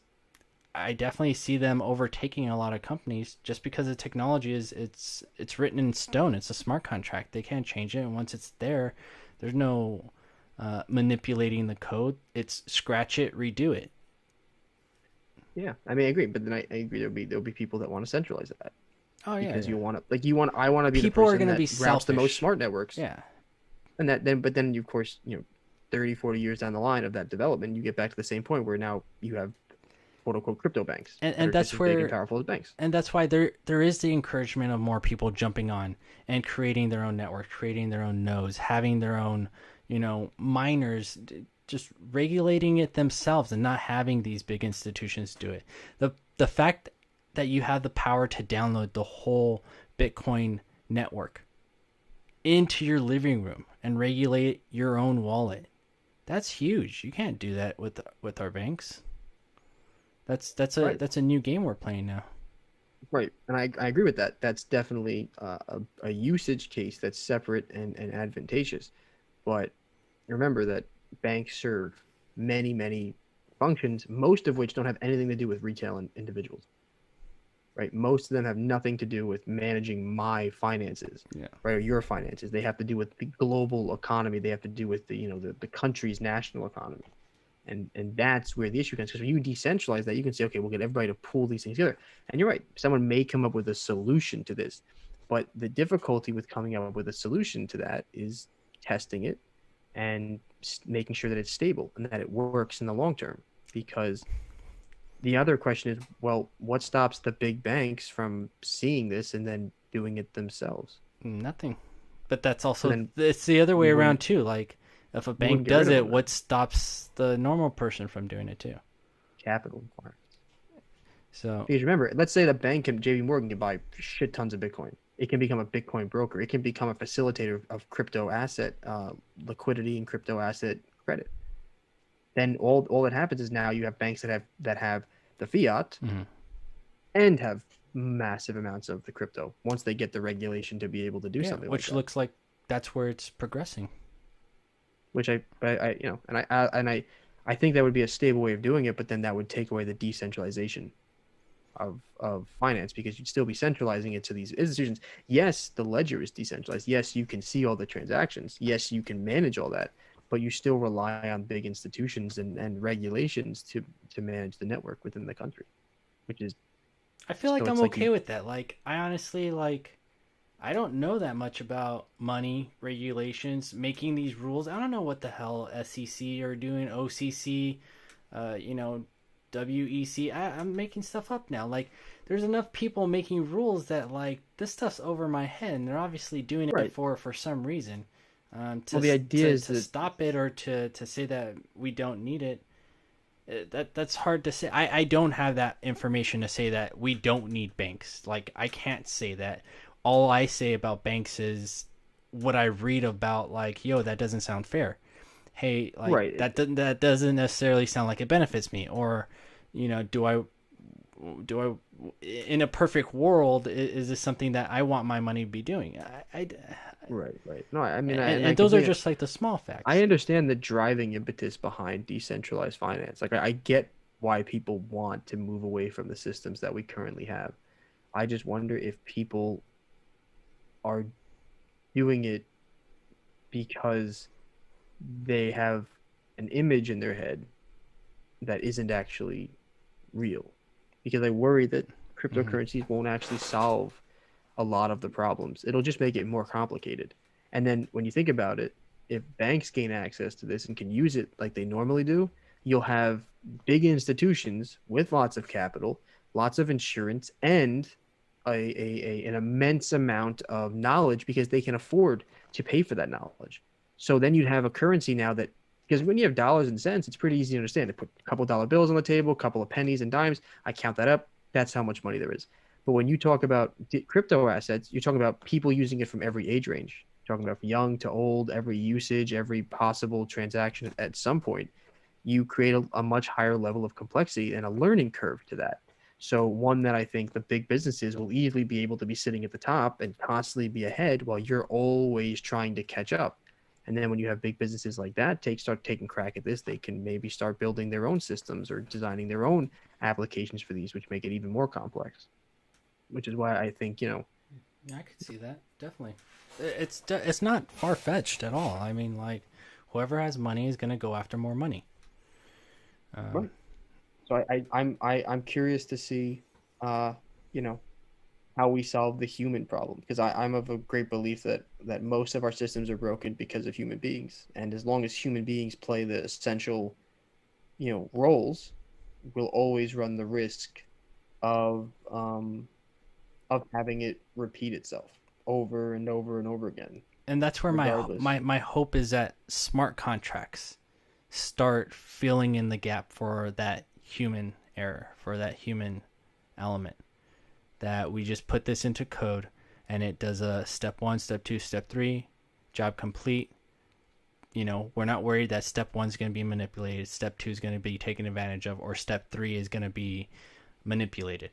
Right. It's a smart contract. Hopefully it just progresses through. Yeah. And so I like that idea. I like the ideas of smart contracts and algorithms that, handle specific tasks. Which I feel like we need to do a little bit more of on the side. Hint, hint. Right. Well, one of Sarah's friends is working on dive- smart contract technology. I would dive head on into smart contracts right now. I just need a second body that also has my brain. That would be great. I want multiple me. I really do. All right, so you want to make smart contracts? Hop into this clone machine, and we'll just make a copy of you so you can work twice as fast, back to back. Yeah, totally ethical. Yeah, right? Yeah, don't worry about that. That guy doesn't need to eat or sleep. I'll make another one. He just needs solar powered. Just give him like 2 hours of sunlight a day. He's good to go. So let him survive off photosynthesis and make it half plant. So he sticks his arms his and leaf legs. Sticks out of his head. Yeah, his hands are leaves. So he puts them out the window every hour. What are you doing? Recharging. He comes back in. He types some code. His roots are connected down into the ground. He's like, "What are you doing? Trying to get nutrients. I'm eating here, man." You just see one of the trees slowly dying outside. He's like, yes, I'm awake now. Like, oh shoot! Right? Just sucking it dry. Tree vampires. That's right. Like, what happened to the Amazon rainforest? Dude, I had to write some code, so I just sucked it right up. Gone. Gone and gone. It was delicious. Those trees, baby. Flavor. Oh, man. Well, I think I think we covered the shit out of that topic. I think we did. It's going to be interesting splitting the sucker up. Yeah, you don't have to do it tonight, obviously. Maybe look at it tomorrow. Yeah, I might definitely have to figure out where these I guess if you could try to cut out the different parts, you could always just, I guess, make one cut that's like giant. We just put, a bunch of good words in there. It's like giant crypto conversation because we did cover blockchain, crypto, We covered NFT. a Like we lot. covered a whole fucking. Yeah. So that could be a whole thing. And then if you want, maybe if there are distinct enough sections, I know there might have been, but we kind of jumped around. So if maybe, Yeah, crop I out, think like, the- I could definitely chop them up.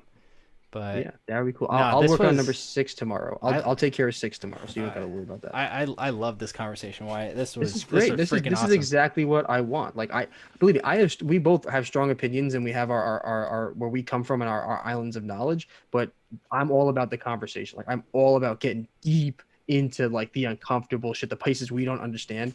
That's how we learn more. And I love this is exactly what I want. So I love you, brother. Like this is exactly Dude, this is fucking awesome what I'm because talking like about. the whole financial side, I'm quite clueless. I'm trying to just learn myself and trying to get in and make my own technology money. side, I don't spend a lot of time I researching love blockchains and tech. NFTs, and so this is like a perfect like symbiotic relationship. Like we bring the knowledge from each side and we can come together. And who knows, Josh, maybe we'll come together one day and we'll actually make a solution that will make sense to me and that you'll be able to We'll to, talk to about it. explain and we'll Because So- a lot of my solutions are already like practical and real world. It's just a matter of like putting them together. I would love to hear them offline. Oh where my we can- goodness, you where we have can no discuss idea. these I want to things. I wanna hear them. destroy your like power theory. I want it. I of, want like, you to crush oh, me. if- I if want the- to feel so small. if the power goes out, we're all ants. I'm gonna Like- die. I want you to. I want to literally sit here and just be like, "Wow, I'm dumb. I was proved wrong." I love that. That doesn't happen to me a lot of my life for Oh, no, whatever that's why reason. I enjoy so I it. want that. I New want knowledge to is- you to make me feel dumb. That would make me feel great because I'd be like, I'm not the smartest person in the room. Hallelujah. There's stuff for me to learn. So when we're offline, level away, bro. Level away. All about it. All right, well, Crush it. this is Random Rabbit podcast to random rabbit holes. This is exactly what our podcast was made for. This was a rabbit hole. This was a Um, deep, deep rabbit hole. Welcome to the crypto rabbit hole. And for whoever stayed on, there was 2 viewers throughout this whole thing. A third viewer just popped up. What's up? If you missed it, go ahead and check our YouTube. We're definitely gonna throw up these videos. Yeah, definitely. We're gonna be posting these, and you should watch because this one was exceptionally random rabbit. Just This digging was- deep into the world of blockchain, cryptos, NFTs, and no rehearsal. Just 2 dudes fucking This with is- different realms of knowledge, just colliding. This That's is whatever we've pure. read, picked up in the last couple months, or Wyatt, you have years and years of this stuff. So like for me, this is I don't This is know. fun. This This is what I great. want. This is like the kind of candy shop. conversation I crave. Like I feel fulfilled this evening. I'm like, ha, like good deep conversation. You know what I mean? I don't necessarily get lots of that. So that was all. And I hope anybody who views this in the future, anyone who's viewing it live, I hope that from both sides, I hope that it gives you stuff to think about, some points to work on. So it definitely expands, your knowledge one way or the other. And ask So- us questions. I would say challenge us. Like if we're wrong, throw up the article. me. Like If- we would love to like throw some fire in the wood. Make us confused and bothered and like crawling in our skin because like that's the only way Yeah. we're gonna truly get down to what's facts, what's the knowledge, what's real. If I say or Josh, like we say something and like if I say something and it's stupid and like I clearly have no idea what I just said even though I sounded like I did, call me out on it. Like I want to learn. Like I don't know everything. I'm here to share the knowledge I have. But in time, I hope our channel will be able to incorporate other people to come on that'll school us and teach us things that that I didn't even think were possible. Oh, I definitely would love to have people jump onto the show as they're watching and we just That would take be random callers. Like Yeah, I would love that. Once we get some more subscribers, people just hop on and be like, "Yeah, why you're an asshole and you're wrong." I'm like, "Thank you. Please tell me why." thank you, Just thank tell me you. why though. I'm Don't just ready don't just to hop hear on and be your like, "Hey, reasoning. why? Go fuck yourself." Why? And then he just gets off. Like, just bring me tell me why I'm wrong. Be like, "Fuck you. Why'd I hate you?" All right, I'll that's the find 5th you. one. I will find you. I know where you live. Like, oh, okay, thank you. That's constructive criticism. I'll take that one to heart. So this was definitely our longest podcast. Yes, and it was just nonstop like good content. You know what I mean? Like it was just we just flew. back. I'm looking at forward it. to the cuts. I'm looking forward to the cuts you make, Josh. I'm excited to see how you work some magic on this. I'm gonna have to like find some like minute long cuts too, like stuff to put up on social media. Like Find like good clips. You know, like That's one of what I us might says try. something real Yeah. good or rebuttals. That'll be fire. People be on Twitter like, "What's going on?" Like we're just firing out. I like that. all right. Well, Flame gun. I think that's enough for us. I might take us off live. Thank you everybody Yeah. who showed up. Thank you, everybody. get- We'll be back tomorrow. You're in our hearts. Come back tomorrow. 9:30 Eastern Standard Time. 6:30 Pacific Standard. If you're in the between, figure it out. And if you can't make any of those, all of these are recorded and put up on YouTube. Right. They'll It's- always be within a day or so. So you'll be able to see in all its glory. YouTube Random Rabbit Inc. Subscribe. We'll see you guys tomorrow. Peace. Peace.